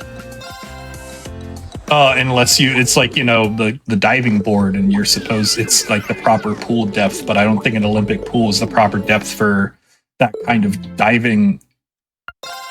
I don't know. I'm not an engineer of swimming pools. Me neither. So yeah. All right. So we have the second bike side quest, and we have to do this one perfectly as well because we have Toa and her safety is paramount. But fortunately, I have the notes to tell me what order to press things in. Also, this spot's weird because all the text boxes last longer on this area very specifically and nowhere else. Excellent. interesting. I don't know why. It's very strange. I'm sorry, Church, you were saying something. I interrupted. It was not important. Fair enough. All right, I gotta be careful there. Perfect. All right, we have to be careful because we're bringing Crow into the dungeon, and you might have noticed that he is the only person that I have not bothered to get to level 99 for reasons which will become apparent later. However, he has the best on-field attack. So you remember how earlier I said it takes 2 hits to kill things? Well, his attack has 2 hits and a long range, and that just makes him the best on-field character. Amazing. That's what I call a chest. Shut up, Crow! Sorry. Reflex. Where are we going? We're not through yet. I feel like there's an animosity towards Crow here. Look, you'll get it in a few minutes. And when I say a few minutes, I mean approximately 1 hour. What time is it? Yeah, like 45 minutes-ish. Instinctual yelling. It happens. Look, Oh yeah. look, I have my reasons. A lot of people really like Crow. All right? Like, look, I have what a lot of people consider to be unpopular opinions about the characters in the Trails franchise. All right, we're finally Like, there's this dude, Kevin, all right? Everyone likes Kevin. I hate Kevin. Kevin's the worst. He literally comes in and he's like, oh, I'm going to be the villain of my own video game. Because that's what happens. Like, he's just the protag and the villain. And, like, the whole game is just a extended therapy session, and it annoys me. Because the entire game could have just been circumvented if he talked to one person at any point over the course of 10 years. But it didn't. I'm sorry. But then we wouldn't have the video game. It is a lot of people's favorite game in the franchise because it has a Sky the Third is a very interesting game because it's basically okay. The Sky trilogy is weird because the first chapter, like the first game, is like a 40-hour prologue into Sky's second chapter, and Sky's second chapter is like 120 hours long. And it's amazing. And then Sky Third is basically like, okay, have you ever played a game and like the game ends, credits roll, and you're like, all right, like that was pretty fun. But what happens to these characters, right? Well, I have great news. That's Sky the Third. They literally give everyone a epilogue. Oh god. But it's all side content. Like, the main story of the game involves Kevin and his extended therapy session. It's also like a dungeon crawler, which is very, like, different style of game from the rest of the franchise. Which, like, I like it. It's fun. But it's a game that, like, I'll complain about all the time, but I really think it's like one of the best things that any franchise has ever done. Like, just giving like actual full-blown epilogue Yeah. for basically every character. Yeah. It's amazing. Oh, look, it's Lecter. Oh, hi, Lecter. Yeah, it also does a lot of setting up of like major plot threads for like the Crossbell and Cold Steel games, which is nice. Oh, I didn't mention this at the time, but Gideon, we saw, was hanging out with Lelouch and the other villains. He just, was like, I'm tired of being beat up by teenagers. I'm going to go to Crossbell, and I'm going to go do stuff over there. And we literally, if you go play Trails to Azure, which you should. Spoilers for Trails to Azure. Small spoiler, you actually do run into him. It's kind of great. Like, he's there. I'm not gonna give more. Oh, gotta be careful there. So like how characters in the bottom left or bottom right will start talking about stuff periodically. While they're talking, you can't interact with things, and there's a trigger for them having a conversation right in there. And if you don't activate that door fast enough, you will have to wait for them to talk about the statue. So we're Annoying in speedruns. But yeah, nice in actual gameplay, you know? Yeah. You don't miss conversations. Yeah. Sorry. No, it's fine. So we have some more side quests. We're in Legram, which is a pretty cool place. We have to beat up this old man. That's one of our side quests. And then we have to go beat up a monster. Why am I using doors? I can teleport. It's because we like doors. Yeah. Oh, We it's do. very foggy.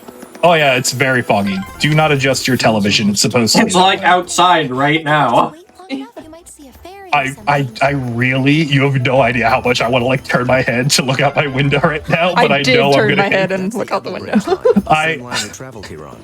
It is I not know I'll foggy where hit I'm at. something. I know I'll hit something. Oh, here's a fun fact. So, you remember how we had a side quest to change a light bulb? Well, we have that same side quest here.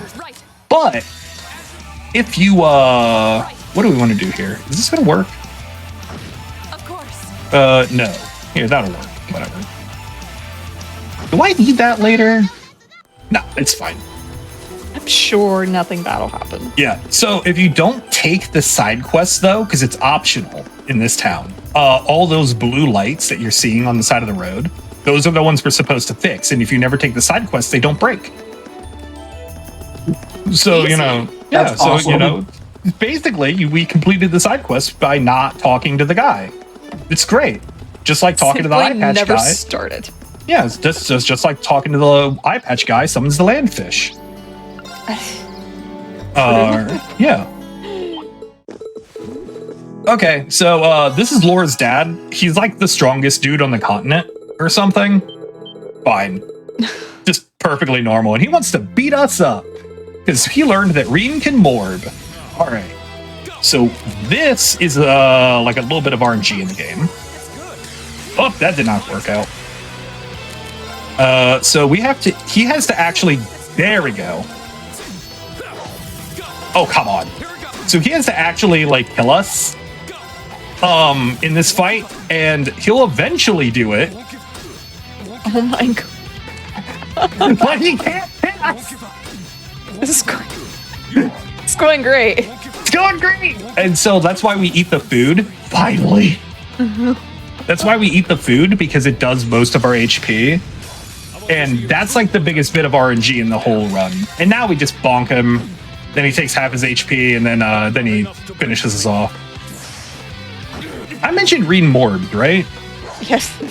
Just Yeah. a little bit. Did I talk about The that ones- last time? All right, cool. Yes. All right, good. I don't think it comes up anymore. Up in the world. He just I warps think- like twice and then never again. Yeah, pretty much. Drinks are on me. Like, what? You think they're going to explain it? They have 4 games to fill. I guess, but I'd kind of like to know why. Yeah, just play Trails to find out. Fine. So we just have another monster, and oh, look, the fog's cleared. Oh. Isn't that nice? Okay. Right. Oh, and this is the second time we have destructible objects in the field. Tree. Yep, we love the tree. Oh, this is the bridge where we could do a fishing side quest. Oh, did I mention this game has fishing? I remember playing in this No. when I was young. No, you So, like all good RPGs, This game has fishing. Oh, I have to be careful. Weather's pleasant It's a little today. small. The flying wind And I love the fishing in these games. It's very fun, and I wish I could do it on stream for y'all, but it takes time. My turn. You have brought up a sore subject for me. Oh, do you not like fishing? Okay. So, for people who aren't aware, very recently, a very important person at Bethesda made the assertion that fishing minigames are an important and integral part of RPG games, and I think that's false. We can't be friends anymore. I'm so sorry. This is friendship First, ended you in almost- fishing. So first you almost banned me from your chat, and now this. Oh, I haven't talked about that. Oh. I'm aware. Oh I my figured God. you were going to bring it up at some point. I forgot because we had the conversation. All right, so let me talk to y'all about how this show today occurred. All right, so I'm just sitting there minding my own business, playing some Zelda, and then I see some guy come into my chat. First time chatter. All right, if you're a streamer, what's the most stressful possible thing that you could possibly see? First time chatter box. Discord command. That's it. Nothing else. And I'm like, all right, hi. And I don't recognize the username because I'm like, blind and I'm playing Zelda and I'm in the depth, My eyes are shot because I have to squint at everything. So I'm like, all right, whatever. So, and then I look over at my Discord and I see a DM and I'm like, this is the literal sketchiest possible sequence of events that anyone could possibly do. And I'm like, and then I read the DM. I'm like, oh yes, okay, I get it now. Well, you didn't tell me, so I'm modding and I see this dude just slide in and I'm like instantly running the Discord. I'm like, I'm about to ban this dude. Yeah. And it turns out it's reasonable because it's impossible to contact me apparently. Where am I? Oh my god, where's that sword? We're in a haunted castle now. Don't worry about it. Oh, haunted castle time. Yeah, these castle ramps suck, by the way, because they have all these little bits that you can get caught on. And you will get caught on them constantly, and it makes running up them extremely difficult. And the entire dungeon has the brightness turned down because that's how you make things spooky in a video game, is by turning the brightness down. I hate that. Yeah, it's the worst. And so it's really hard to move quickly through this dungeon. Look at this room. There's a monster. Do you see it? must be on the north No. side. I do. Oh, right there. Okay. It's Oh, that monster's fun because it has attack that has death blow and can kill you in one shot. Trouble. Oh, And it's excellent. very fast. So I'm if you're sure just that's doing never your- killed you.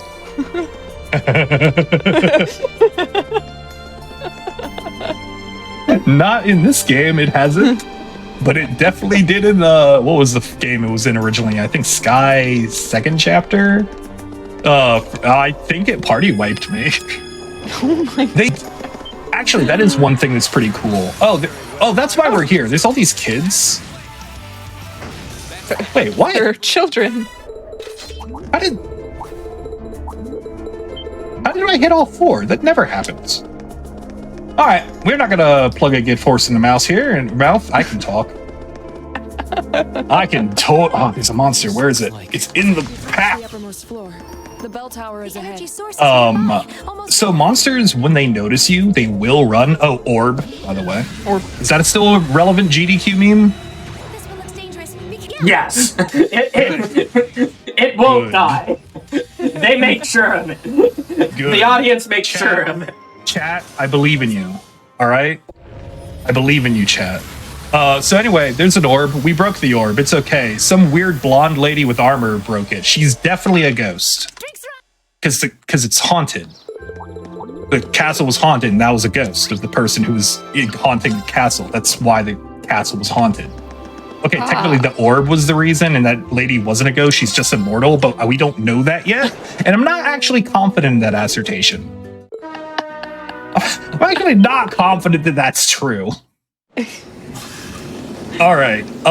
So this chapter slightly breaks the established pattern. So it's always been school, old, tutorial dungeon, field trip. Well, now we have a double field trip because we're going to go to this cool military base with the whole class. You'll notice we've only had half the party at each place. Mm-hmm. And now we're going to this cool military base with everyone to see a live fire exercise of some cool tanks, because that's a thing that we do here. We eat some crappy military food, and now we're off, and we have to talk to everyone in our class to move the plot forward. And everyone's like, oh, wow, look, there's cool stuff everywhere. Or however it is, people in this class talk. It's great. I haven't really introduced a lot of the characters yet. So, here, this is a great time. This is Emma. She is our magic lady. She has a cat. She's great. This is Sarah, our teacher. She's an alcoholic, but we love her anyway. She's voiced by Misato from Neon Genesis Evangelion, and is also basically that character. The English voice cast for this game is outstanding. Sean Chiplock, the voice of Green, is just great in the role, and I wish you could hear more of the things that he says and talks about, but we're going too fast. And then you have Sarah, who's got Misato's VA, whose name escapes me now. Matt Mercer. Oh yeah, Matt Mercer. He's a VA. That's a thing he does. He doesn't just D&D. He does do that. Yeah, he does other stuff. Plays a DM in this game instead. Which is escaping. A man of many roles, like Dungeon Master and Dungeon Master. It's true. And maybe, just maybe, one day, you will be the Dungeon Master. Wait. Yeah, never mind. It's fine. Okay. So in the movie Dungeon Master? Yeah. All right. Good. I did talk to everyone. So now we're going to go out to the field, and we meet Olaf, who's Elliot's dad, and he's the dadliest of dads. He's just really excited to see his son. And, volume warning for that section, I guess. I'm sorry, it's past now, and you're deaf. I'm sorry. You can't hear me apologize. So, it's been great, but man, this place sure does look a little familiar. Man, I wonder what that's all about. Oh, there was Gideon. He's dead now. He died in Crossbell. Oh, God, bad stuff happened. Because, and you're never going to guess, we're finally made it to the In Media Res prologue. It's only been 2 hours. We made it. We did it. They even do the whole thing. It's great. But there's a surprise inside, because we have more characters than we did last time. And that's not plot relevant or anything. It's just, just keeping a couple characters on the, oh, I did make a mistake. That's fine. We'll just unmake that mistake. Easy. Yeah, we'll just undo the mistake. It's fine. And then I'll just do extra menuing in a few minutes. Please remind me to do the menuing before I face this boss. Okay. I will forget. All right, so so you might have noticed we have to take a slightly different path through the fortress. But yeah, this is the prologue mission, and the terrorists have attacked, and they're going to use the cannons to attack Crossbell, where several of our classmates are, and the Prince, Olivier, and a couple other people that we care about. Oh yeah, while he's there. All right, I guess Eustace can come along. Why not? Probably an external. So we have to fight this boss again, but it's a lot easier this time.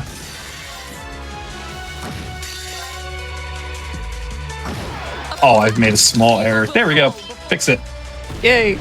Yay. I should just be popping consumables. That's a thing I've been very bad about, is you have a consumable that basically fills your ult. So Reen has an item on that's refilling his ult. And you'll see the little green bar every time we end a combat. You'll see the little green bar slowly fill under his portrait over there on the right.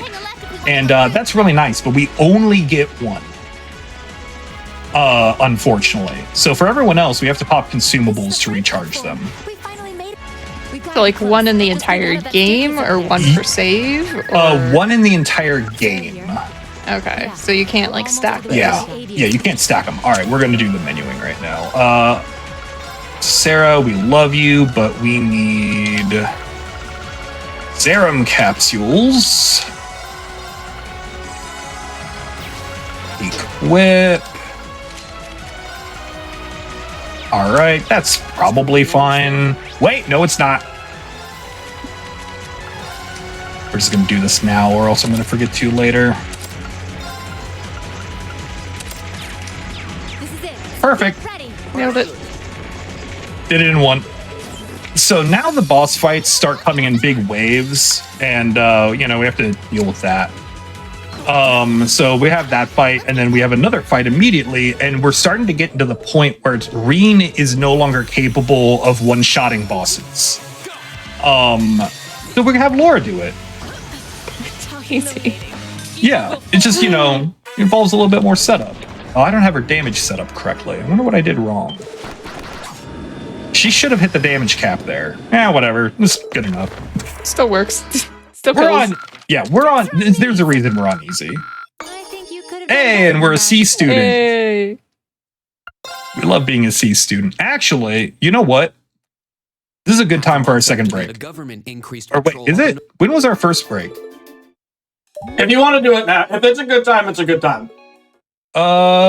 You know what? Yeah, let's get this cutscene done, and then this would be a great time. And then we'll finish the game off, and it'll be pretty good. Come on. As soon as I get access to Reen's controls. We're supposed to do we're going to be doing a school festival arc, because, that's a thing they do in video games, and it's going to make a whole epilogue after the final boss, which is why time doesn't end when we beat up the final boss. All right. Classic school festival. There we go. All right. So let's take a break. Let's call a break there. Sounds perfect. All right. Yep. So during these longer runs, we like to take a break every hour or so, just so that we can, let everybody get up, stretch, get some water, anything they need to do. Just a quick reminder before we go to the break. If you're watching over on YouTube right now, be sure to press the like button on this video and subscribe to the channel. Also, you can go to twitch.tv/gamesdonequick if you're interested in looking at our event live, or our content live.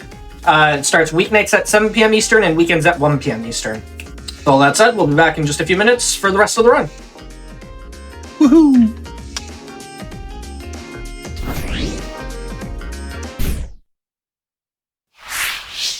Hello, everybody, and welcome back to the Games Done Quick Hotfix. This is our The Legend of Heroes Trials of Cold Steel showcase. We're just, showing off the game. We're in the middle of a run. I'll hand it right back over, and we can get right back into it. Awesome. We're in chapter something. I don't know. I should. We're somewhere. Chapter 6. Haha. I remember how this game's going. We're gonna start again in 3, 2, 1. Let's hope I'm pressing the button. We're good. Let's go. Where am I going? Front gate. Let's go. So, we're chapter 6. I remember this now. So, coming back. Yeah. So this is the chapter where we get to go on a date with Toa. Yay! It's Toa time. Toa's everyone's favorite character. I'm not quite sure why. Probably because she's small and cute. She is very. Yeah, and people like that. There's like a whole bunch of stuff about that. Oh, I remember this one. All right. So this side quest is great. So there's this one. Where is she? She's in the gym. So this is Ange. She's, gonna be around for a while, and she wants us to beat her up. So, all right, whatever. All right. There you go. Bad word. Why not? Yeah. I'm not gonna tell her no, because I can't. I have to do that because the game forces me to. And so, we do that, and then we move on and we do the last normal lore of the schoolhouse. Oh God, I'm pressing too many buttons. Is this good? Yeah, this is correct. Yeah. All right, I had to think about that for a few seconds. And then I'll have to remember to equip Laura before we go down to floor 6. All right, I have to focus on this one for just a little bit because this floor is really weird. I think it's over here. Haha. So yeah, this is like the last big normal floor. After this, it's pretty straightforward. But this one and the one before it, you can get turned around very, very easily. Like I am right now. Haha. Wow, that's a beautiful looking treasure chest. And they get all these like gears with the stairs. I actually kind of really like the aesthetic of these dungeons. I just feel like it gets reused throughout the whole game, and so it's not as This looks like a nice exciting, if that makes any sense. Yeah, Oh, fresh. yeah. By the time you're in the chapter 6, you're like, all right, it's the same thing. And if we're lucky, we'll even get the voice line where one of the characters complains about it. I think it's this way. Yeah. Yeah. Oh my god, did I do it? Hold on, I don't want to say I did it before I actually get to the end. If I did all this without getting lost, I'm going to be very impressed with myself. Oh, get around. Oh my god. All right, Yo, that's I'm so proud of you. that one's really rough because it's just really I did not equip Laura. It should be fine. Be perfect. Yeah, perfect. Thank you, Laura. Yeah, that one's kind of hard because there's a lot of the paths are very what's the word I'm looking for? They're small little side paths, and those are like the actual place you're supposed to go. And so that one I get turned around on quite frequently, but I didn't this time, and I feel good about my life and life choices that brought me to this moment. Oh look, the plot cat. Yeah, podcast. Yeah, I'm sure nothing bad's going to happen. So normally, we have to go back to the dormitory to end the day, but this time we have to go up here because Toa was like, I want to show you something cool. So we're going to go here, and she's taking a nap, and we're just going to annoy her. And so we're still trying to figure out what to do, and she's like, why not do a rock concert? We did a rock concert, and then she's like, and then she showed us the video that you just saw, and then we have a USB stick that has the video on it, because that's a thing that they have for the technology in this world. USB sticks. And everyone's like, oh yeah, I like rock concerts. And so that's what we're going to do. Concert. Maybe with rock. And or roll. We don't know yet. But it's very funny because she acts like rock is like a brand new genre of music. You've come a long way. And then all the other characters are like, oh, that is a weird sounding music. And it's just very, I don't know, I find it funny. And that's the important part. Gone up. Yeah. Something from the That's the fun part. Well, like, Wow. everyone in Erebonia especially, like I said, it's a very, like, noble-centric, where are we going? Yeah. A very noble-centric, like, society and culture, and they're like, oh, we're like the classical with the violins and the such, because I don't know, a lot of them are very stuffy and weird. And so, you know, rock is kind of a new thing. Fun. So anyway, Matt Mercer has a cool new skyboat, and he's going to take us, you know, around, and it's going to be great. And he shows off his people. Yeah, and the villains. You got to show it off to the villains. Oh, you yeah. saw Blue Blanc was still there. It's a good time. So yeah, now we're on Matt Mercer's, you know, battle bus or whatever, and we got to go figure out where we're going to drop. Don't worry about it. This is a weird section because we have to have 4 conversations to move forward. And 2 of them aren't marked. Oh. So like you see like the little red exclamation marks above people's heads. Those are like the move the story forward kind of stuff. Oh, okay. And so you have to just look at them that way. But with this, there's just 2 that aren't marked, and we do them all in that order, specifically because hold on, I'm going to do something a little slow, but we're going to go up. Master Reen, please let's make our way to the Rhine. All right. Right, of course. Sorry. I If was you- promised you were gonna get yelled at. I did just get yelled at. Oh, I didn't see it. Sorry. was too So fast. if you go up the down and down the up, Sharon will yell at you. I just wanted to show that off. It takes 2 seconds and it made me happy. I thought it was gonna be a full stop. Like you're not allowed to go up. That would have been Oh, no. funnier. But Oh, no. It's fine. They have a little RC car there. So we don't have a giant monster to go beat up. That's not our side quest today. We're gonna Sounds go. No, it's real. He wants a rock. He specifically wants some lithium so he can make some D-sized batteries so he can run his Game Gear for 3 hours. all right. Hold on, I don't know. Church, have you had a Game Gear ever in your life? I have never owned a Game Gear in my entire life. Zig? No, absolutely not. You. I didn't even have a Nintendo. Before we even get there. All right, so the Game Gear was a really old Sega console I know what it is. that had a full color screen. It was like their answer to the Game Boy, right? Now, I'm going to explain this for you. And you could plug it in if you wanted. It had an AC adapter, or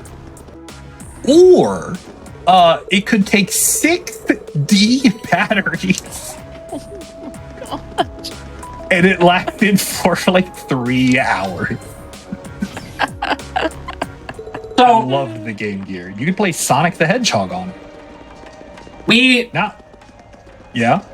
like as a society, we have come a long way in batteries. Do D batteries still exist? Like, Zig, you had my number. It is a giant monster. I'm sorry. It ate the batteries. Okay. I can't trust you now. All right. You've broken could my before? trust. Okay. Fair. All right. But it's okay. The giant mushroom ate the lithium because it has a mouth. Okay. Wait a minute. I just thought of that. Hold on. Where's the mushroom? Hold on. How did the mushroom eat the battery? No. For real though. It said specifically the monster ate the battery and that's why it got big. Which A, that's not how lithium works. And B, how does the mushroom... It's not how Falcom, mushrooms- Falcom, I have questions. Maybe it grew up around the battery. I don't know. That looks like a Maybe. strong one. Be careful. I'm not sure. I don't know how mushrooms work. Me neither. I'm actually really surprised my cats haven't come here to bother me at any point yet. I just caught one out of the corner of my eye. Neither of my cats have come over here to interrupt, and I'm kind of happy about that. But on the other hand, I could show off my cats if they came over to here to interrupt, and that's something I desperately want to do. We're All waiting right. for the most inopportune moment. Oh God, I know exactly when that moment would be too. All right, so we're gonna give this guy back his battery, and he's gonna give us some cool other stuff. Not super relevant. This is Ruhr. I didn't tell anyone. I haven't talked about this game or anything. I got really distracted talking about the Game Gear. So we're in Ruhr. It's where Alyssa's from, and her mom, who runs the Reinford Company, which we all, talked about. They make all the weapons, so they're super rich. The local armies are having a territorial dispute or something. Super awkward. They brought a tank into town to argue with other cops. Whatever. And so to relax, all of us go onto their 24th floor penthouse suite to hang out for the night, I guess, because, that's what normal teenagers get to do in a school. Oh, yeah. So we get to have this little interlude here, talk to everyone. Mark's happy because there's a library and he's our designated nerd character. I have to go downstairs, talk to everyone. Alyssa and Fee are down here. It's great. Now, normally you would want to go over here first, but you're going to see real quick that we do this route for a specific reason, because once we step here, after we've talked to everyone, Sharon goes down to do the laundry. She, tells us to make a pass at Alyssa because, again, she's the canonical love interest. So that's what we're going to go do in her weird little garden room that she has over here. That's nice. It is a nice little garden room. Reen head pets her. For those of you keeping track, that's 3 people that Reen is head pet. Yes, we keep track. Yes, we have a counter. Yes. For those playing the home game as well. Oh, where are we going? All right. So we just gotta. So after hitting on Alyssa and kind of striking out, Reen gets a call from an attractive older woman, and he's gonna go on a date with her instead. Because immediately that's what happens, obviously. And it's No totally loyalties. yeah, but Alyssa's friend and our friend, Fee, decides to tag along because, By the way, Reen can't have nice things. She saw me leaving, but she just let me go. All right. And you see here, the little interaction thing is X'd out because they're having a conversation in the lower right corner. And there's a way to skip that, but it's not consistent, and I don't feel like doing it. It's like 2 seconds. I don't want to do it. I mean, perfectly reasonable. Yeah, it's like a frame perfect pause or something, and I'm lazy. Keep up the. We don't have time. We're in a not necessarily like a marathon setting, but we're not resetting. Oh, she just explained like the whole the whole organizational structure of her mom's company. We weren't paying attention. So now we're gonna do another side quest, and you're never gonna guess what it is. Does it involve a monster? Oh my god, it does. This one's actually kind of annoying, so I'm gonna have to do some menuing when we get up here. All right, I need you. Actually, no, we're gonna bring B over. All right, we're gonna do some this. This is a little overkill, but I don't feel like actually thinking about this for more than 2 seconds. Perfect. I can do this. All right, kill that one. I should kill those 2. It did not. All right, well that did not go according to Keikaku, but it's okay. That's just fine. Where the heck did it point? Where am I? I always forget that they turn me around because all of those rocks look the same. And I get very disoriented for a few seconds. So that fight is kind of awkward because you can set it up so they one-shot, but it's kind of like within the variance of doing enough damage. Oh god, is the problem. There we go. And that fight's also kind of RNG. Normally you get a crit turn at the beginning, but sometimes you don't. But it's like a 75-25 kind of split, so you just kind of do it. Fair, yeah. Yeah, so you're just like, all right, you just roll with it. Whatever. The railway military police are on their way. The back half of this run, chapter 6 specifically, has a lot of very awkward boss fights where you have, especially if you like aren't taking, you could take like about an extra minute of menuing and it saves like A dangerous foe. Stay on guard. a minute and a half of combat. But like it's also only if you're actually good at the menuing. Which I'm gonna be 100% honest, I'm normally asleep at this hour, so I'm not very good at menuing, so I'm doing the easy strats. Look, I'm old. I wake up at like 5 every day, all right? I gotta catch my soaps or whatever. Drink my coffee, my one, piece of toast, my egg, my biscuit. I also woke up at 5 today. Yo, isn't it great? Just wake up at 5 every day.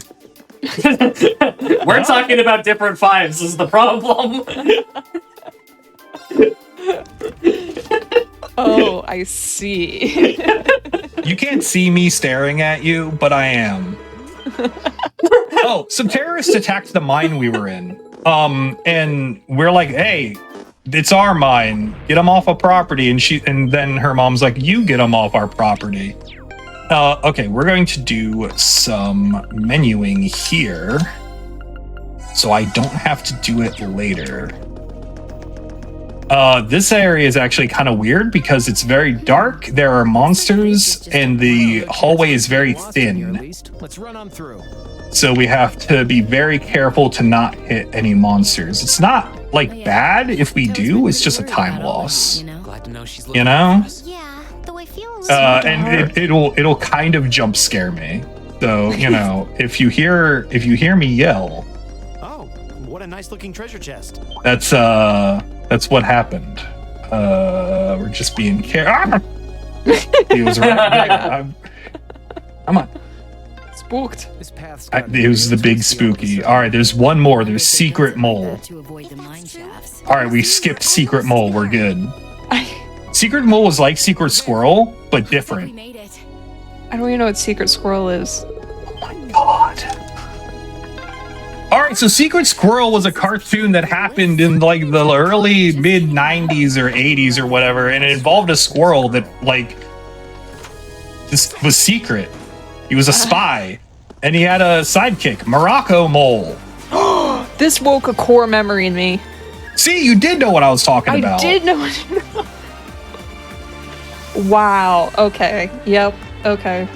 See, no one remembers. See, the cartoon that no one actually remembers is Underdog. That's the real, like, Be careful. that's the real, like, oh my god, why? When did this occur? Yeah. No. All right. Church, I assume you did not know about either of these things. So I definitely don't know. Let me look up a second. So I'm looking at Secret Squirrel here, and I've 1,000% never seen this show, but this character is in something that I've seen. I can do this. It's I'm trying. But we can't. what you're thinking of is the episode of Harvey Birdman, Attorney at Law, where That's he gets what I sued was for thinking. indecent exposure. Yeah, You that see, I was brought it all. there. Yeah, it all comes around. I suspected it was Harvey Birdman. That's where my head went to immediately. Yes, Sig? I'm shook. You're asking how did I know that? I was have- going to, but then I realized who I'm talking to, so I retracted. I have special magic powers that allow me to defeat my enemies and understand weird, obscure references. And I say, I'm not. Go ahead. hey, yeah. I say, hey, what's going on? I no do one? get that All one. right. No, All right, no, thank no. you. We're good. We're good. I got that one. Okay, all right. Okay. Yeah. We lost Crow at some point because we found some like hostages from the cave, and we had to deal with them. So, B, you need to be in the party. I need Zerum capsules. And so that screwed up with my party at some point. So we had to fix that. That's okay. So, there's this guy. He's like V. I think his name is V. Yeah, V. There you go. Thank you. I made a mistake. That's fine. It's my turn. Not bad. Looks like I don't have to. I've made a mistake, but it's okay because we're going to correct it with more Zerum capsule. I can do this. Oh my god! Stop having HP. Good thing you stocked up on this. Thank you, having played this game like 10 New Game Plus runs in a row. Yeah. Very cool. All right, so now we feed B a Zerum capsule, and then this should be free. This should be good. So this is Lelouch Lamperouge, but we can actually kill him this time. Fun fact for completionists. That fight, he has a random chance of summoning some bombs. And there's a mechanic in this game where you can scan enemies to learn their weaknesses and like a little blurb about them. It's kind of great. And they have their own unique scan. So if you're trying to get 100% monster scans, you have to have him randomly summon them. It's not guaranteed. I think you could have done better than that. Wow. When I was doing my New Game Plus run the first time to finish the monster compendium, that was one of 2 I was missing. That's actively annoying. Yeah, and during the fight, I literally just had to sit there waiting around for him to summon it. He was at like 1 hit left, and I had to just wait for him to do it. It was awful. Oh my gosh. All right, so the school festival's getting set up. You remember how I said that earlier? I'm glad you remember. So we have to give some permission slips. This is Hugo and Becky. Becky is the only Scottish person in the entire city. Don't worry about it. She has the funniest voice, but I'm the one who does her voice, so that that probably has something to do with it. Where are we going? So we have to give these slips to people. We're going to the general goods. So, yeah. Go ahead. No, you go ahead. No, I wasn't saying anything. You're important. Cat has brought up 2 shows. One of them is Top Cat. I actually only know of Top Cat because at some point my dad did basically what you just did and then showed us an episode of Top Cat. Oh, okay. Okay. Googling that released another core memory. Oh my god, Chad has good taste. The other one was Moose and Squirrel, and I obviously know Rocky and Bullwinkle. We must not be defeated by Moose and Squirrel.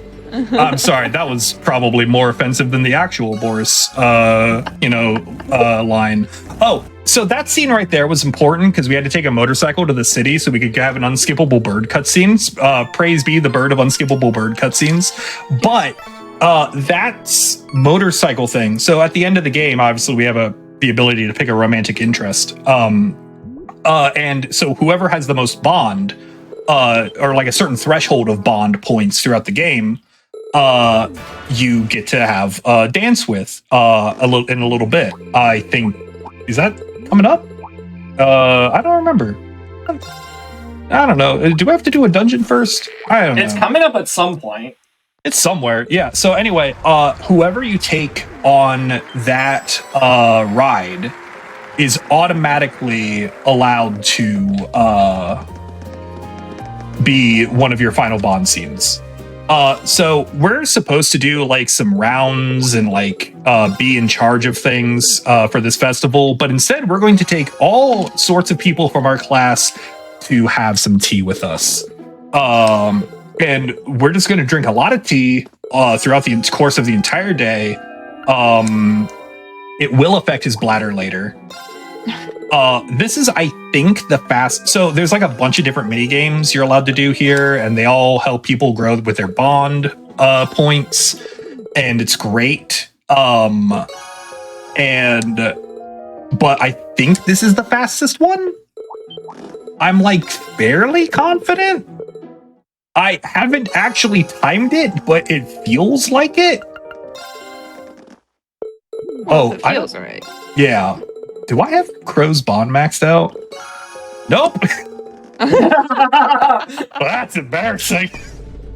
Oh no, the vine boom happened. I wonder what that means. Oh no, the bird.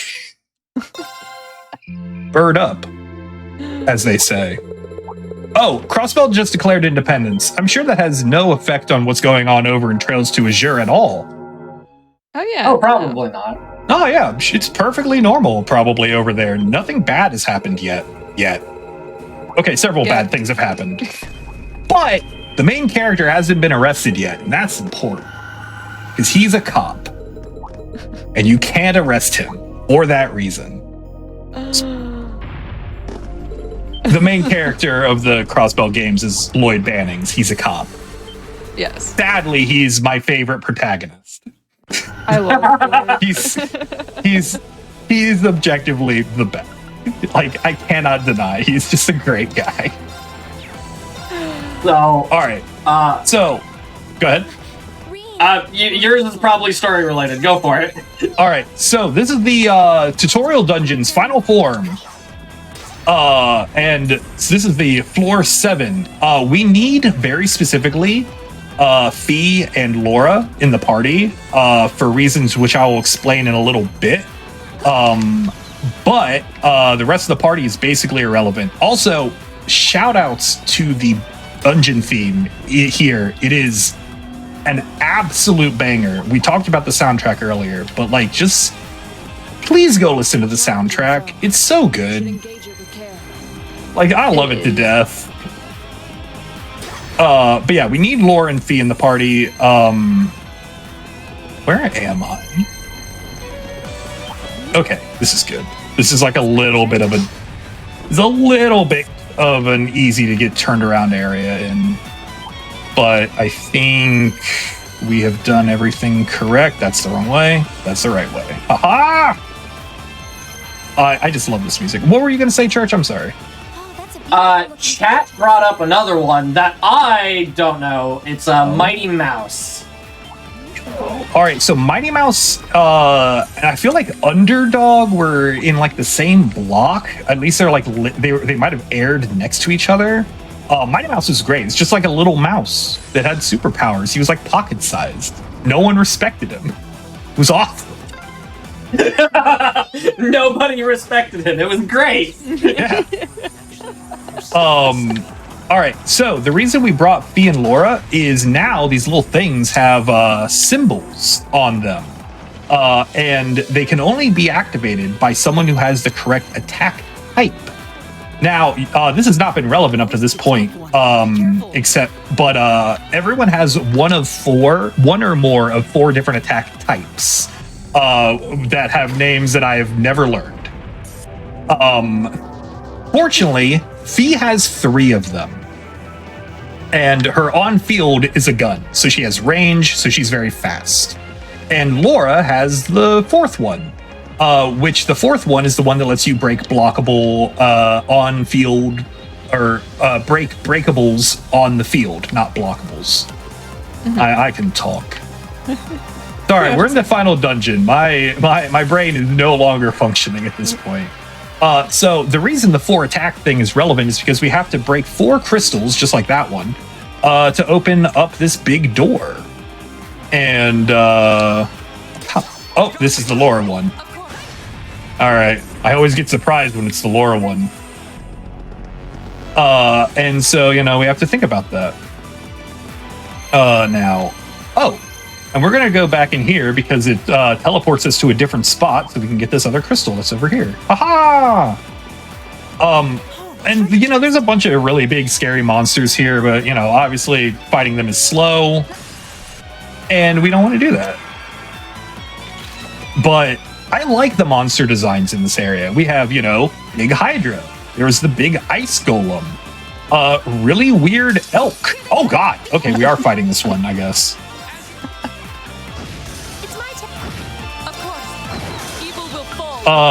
We do not want to get jump scared by the giant ice golem because that thing has 1 billion HP and that will take forever. I guess it can run from an option. I legitimately always forget that's a thing because it's a run chance, so I just don't think about it.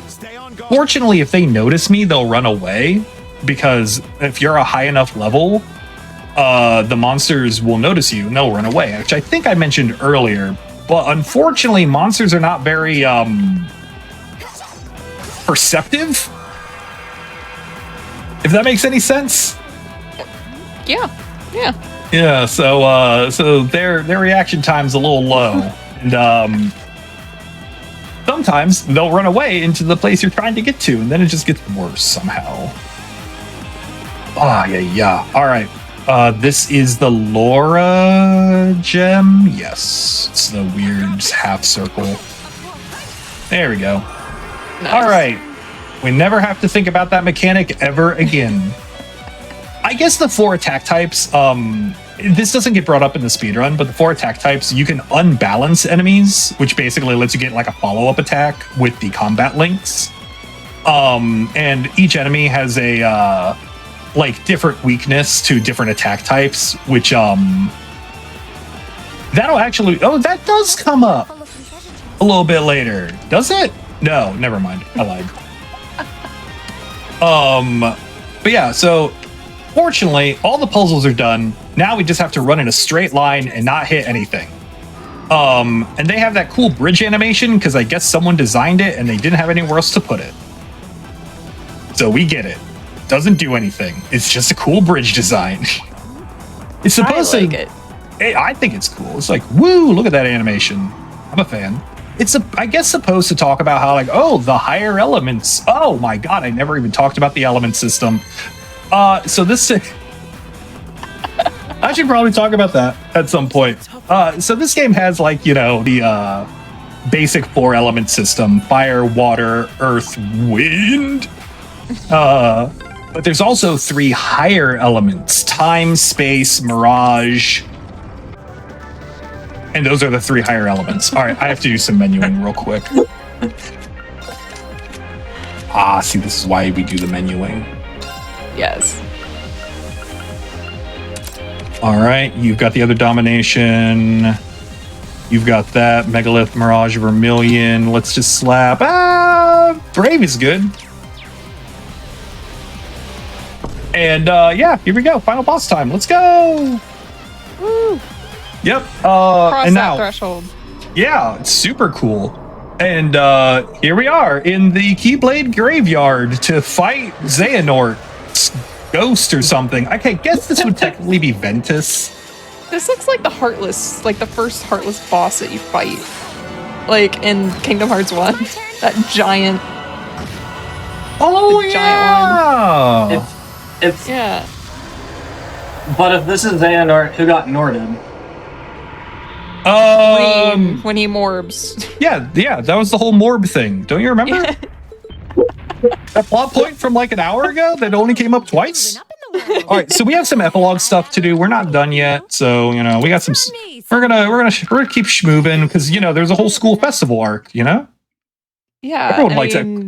There, let me duh.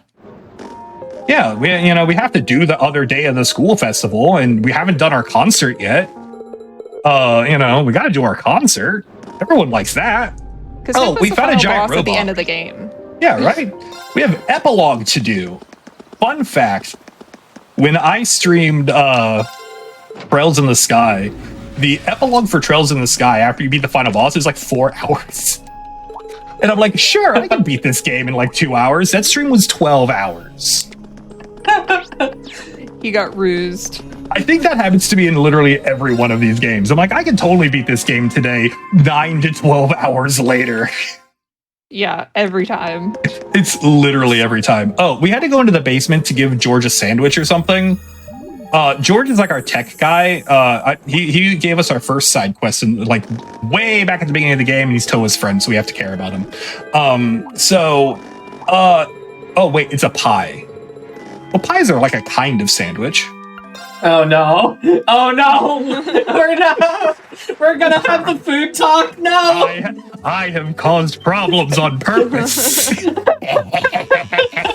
Oh look, our concert. Everything's great. Hey. Yeah, it's gonna be awesome. And the best part about the concert is that all of Falcom's music is, fair use copyright. So, nothing bad can possibly happen to this VOD.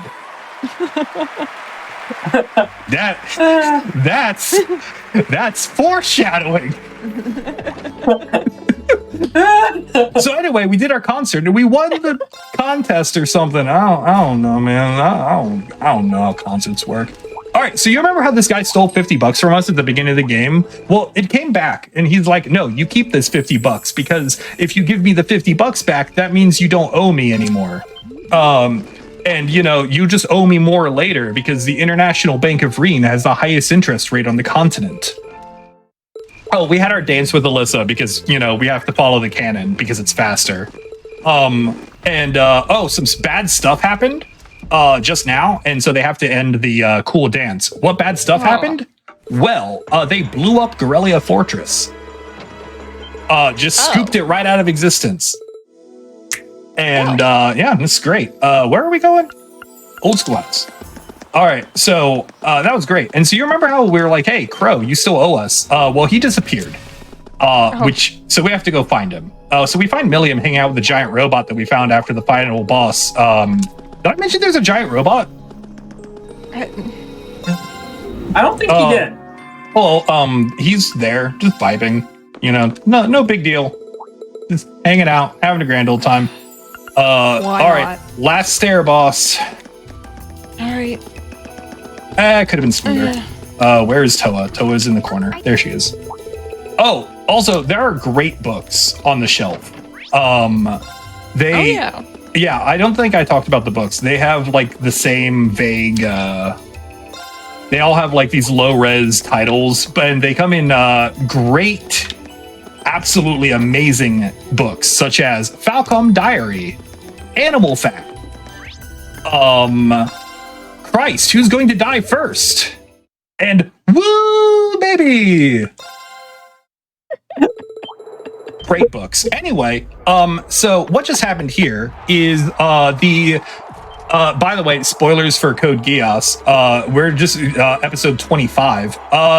We reenact the episode 25 of Code Geass. And oh my god, Lelouch Lamperouge was Crow the whole time. And also, there was a lady on the radio. That was the villain. Gas. Oh my god, nightmare frames! No, you think I was joking. No, this is episode 25 of Code Geass. I cannot stress enough. This is what's happening on screen. Unskippable bird cutscene lady happened, but we got to skip her unskippable cutscene because that's a setting you can just do. I discovered, like, there's a 2-minute unskippable bird cutscene, and you can skip it if you just, can read. Then to put that setting in. Yeah, it's great. I love it. All right. So you remember how I said there was the final boss? I lied. It was a misdirection, a ruse, if you will. And so we have a surprise final boss. Isn't it nice? I don't know, man. I'm lying an awful lot. Look, it's for entertainment. Why did I give that for the people? Mark? I know. For the people. For the fans. Look, shout outs to everyone. Wait, which weapon is this? Shout outs to, the people's champion, Mark Cena. What am I equipping here? I have no idea what's happening. I hope you're not asking us, because we don't know either. This is fine. Marks. No. Listen, you knew what you were getting into bringing me along, so I warned him several times. Yeah. But he said it'll be funny. Or however it will be. That is how I talk. Oh, our maid. We have a maid, by the way. She's also a villain, but she's like retired, so it's fine. Yeah, don't worry about it. Retired as a villain or retired as a maid? Villain. She now uses her evil powers to be the best maid. That's not a joke. That's right. Yeah. All right, so I beat up a giant robot. So let's do that again. Easy. Yeah, easy. Oh, but she can't be killed because the plot demands it. So now we have to do this. And then she gives herself immunity to attacks. And then we have to do this until her turns happen. And then, there she goes. She's immune to arts. And then we just do this. She's very slow because we're very fast. And then she one-shots us. Great. Amazing.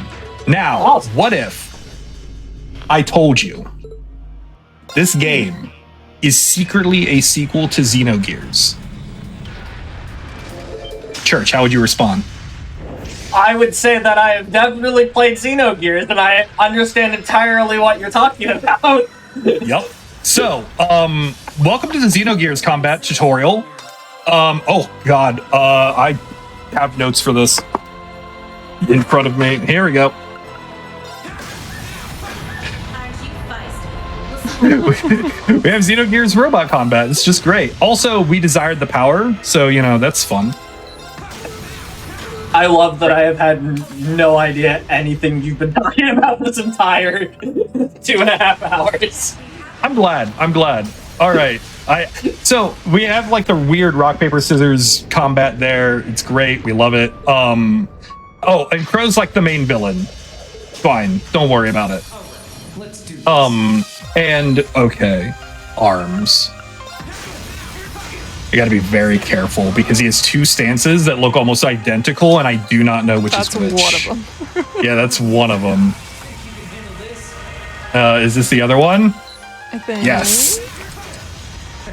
Not bad. And then that's fine. And then this is body. And time is when I kill him. And time. Nice. Awesome. So we beat up Crow. But haha, it was a ruse. He beat us up because he's actually super strong and was holding back the whole time. And then our robot like has a personality and he sends us away. And that's the end of the game. Perfectly. All of our reasonable friends. All of our friends are sitting there in the middle of a war zone, surrounded by some of the strongest enemies on the entire place. It's awesome. We love it. And then, boom, we just end the game. And I'd like to point out, I was stuck on this cliffhanger for 3 months, and it drove me a little insane. The game Anyway, just ends on this. It just ends. Attention. Play Cold Steel 2 to find out what happens. What? Oh. I hope I gave you enough time for that ending of the timer. It kind of snuck up on us. They can't be over.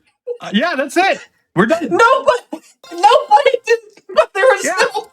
He's just gonna get bested. Look, you have to play Trails to find out what happens. What is this, Dragon Ball? Kind of. Oh, you think this is rude? Which it is, by the way. Sky first chapter does this same thing. Leads us on a super hardcore cliffhanger. I'm not going to tell you what it is because it's equally rude. I love this franchise. I cannot stress enough how fun these games are, how much I enjoy playing them. And hopefully, if you've never heard of these games before, maybe you can learn how to enjoy playing them as well. They're all available on the PC, obviously. Just play them. If you want, do whatever. I'm not your mom. Just do what you want. You're a human with free will. Or watch Eric play them because he will be. Yeah, like I guess I can do the plugging of the stuff if that's okay, Church. Yeah, go for it. I don't know why I'm looking to the left. But yeah, I've been here the whole time. Yeah. Oh, it's dark out. So yeah, you can find me on the Twitch, twitch.tv/Areopolis or youtube.com/@Areopolis or however it is they construct their things. I don't know how they construct their URLs, where I am currently playing Cold Steel 2. I have to say something. I'm not normally a speedrunner. I just do this, like casually.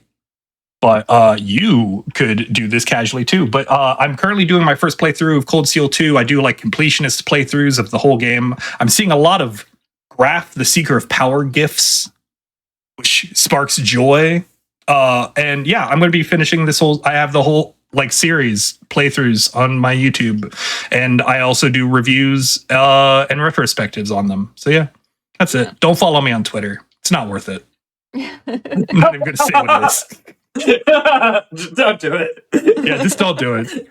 Look, if you like random Hatsune Miku fan art retweets, and that's basically it. That's my Twitter. Good job. Woo! Yes. Anything else? I think we're done. And I think we made it in time. Yes. I have no idea what the time was on that run. 2:23:04. Yeah. Hey, that was really good. I call that a good time. Yeah, it's faster than my practice run. Yeah. Awesome. I guess I could take us to the title screen so we have music playing. I'm sorry. I'm a bad streamer. I apologize. Oh, hold on. this is something I didn't get to talk about during the run, but over the course of the game, this like opening scroll here changes depending on where you are. Like it's on the train is like has different backgrounds depending on where the team is, different characters depending on which classmates you have with you at the time. It's very interesting. It's constantly evolving. And the other games in the franchise also have like evolving or changing title screens as well. And maybe one day I'll get to show them off for y'all again. Who knows? I see in chat someone asked what your PB. My PB is like 218. It's second place currently on the leaderboards. Like the world record's like 209, I think. So this was not a bad run. I definitely know where there's some time losses there, like when I decided to, you know, show people things on purpose and also became bad at menuing and then completely forgot where I was, which I forget where I am all the time. Like if I spend like 90% of my time in this like 10-foot square, like right here. So if I'm not in this square, I don't know where I am. It's awesome. Awesome. I guess, you know, hey, you know, if you haven't already, though, maybe, you know, subscribe to the GDQ channel so you can help support these Hotfix shows that all these cool people are running and allows, you know, people like me to hang out. And you have like maybe a Prime Gaming sub? Those are free and they'll support these guys too. Do that for them. All right? Help them out. Yeah. You know, this is brought by viewers like you. Quite literally. Wait, does anyone actually watch PBS anymore? I don't think anybody's watched PBS in years. Is that still like a thing? I think it's still a thing. Hold on. Have you ever seen the Red Green Show? I love the Red Green Show. Okay. Yeah. Friendship restored. Friendship restored. We're good. We're good. We figured it out. We got there. Yeah. No, the Red Green Show is great. The Duct Tape movie? Oh, it was so good. I had that on DVD. It was like the one time we ever gave to PBS because they were doing like one of those telemarket, like the telethon things where they're doing a bunch of red green stuff, and they did the movie, and like you could donate so much, and you got like a bobblehead and the DVD for the movie. Oh, that's awesome. And my dad's definitely thrown the bobblehead away. No. Oh no, my dad threw everything away. Shout outs to my dad. He sits there in his house and he's like, I go home and I'm like, oh hey dad, how's it going? He's like, I threw away a bunch of stuff out of the closet or however does he talks. He's like 80. He makes weird look, old people make weird noises. I don't make the rules. When I'm old, I hope my noises are half as weird. Oh. Well, I'm sure we can go on about this forever, but we probably have to wrap this up for the next people. We do have another show coming up. I want to say a big thank you to both of you for coming on. This was a blast. Thank you for having me. I had a great time. This was so much fun. Yeah, this was so fun. Y'all did fantastic. Thank you all so much. With that said, we do have another show coming up, so stay tuned for Legally Cutes, All My Cute Friends in our part 2, to see Dangerous Run Planet of Lana. And until next time, keep your stick on the ice. Huh? What? Excuse you? Yeah, keep your stick on the ice. We brought it up. I'm gonna go there. I'm sorry. I got distracted. God, I'm a fake Red Green fan. I'm so sorry. Yeah. I'm so sorry. I'm just gonna go into the shame corner. We're gone. Bye, up there. Thanks. Bye.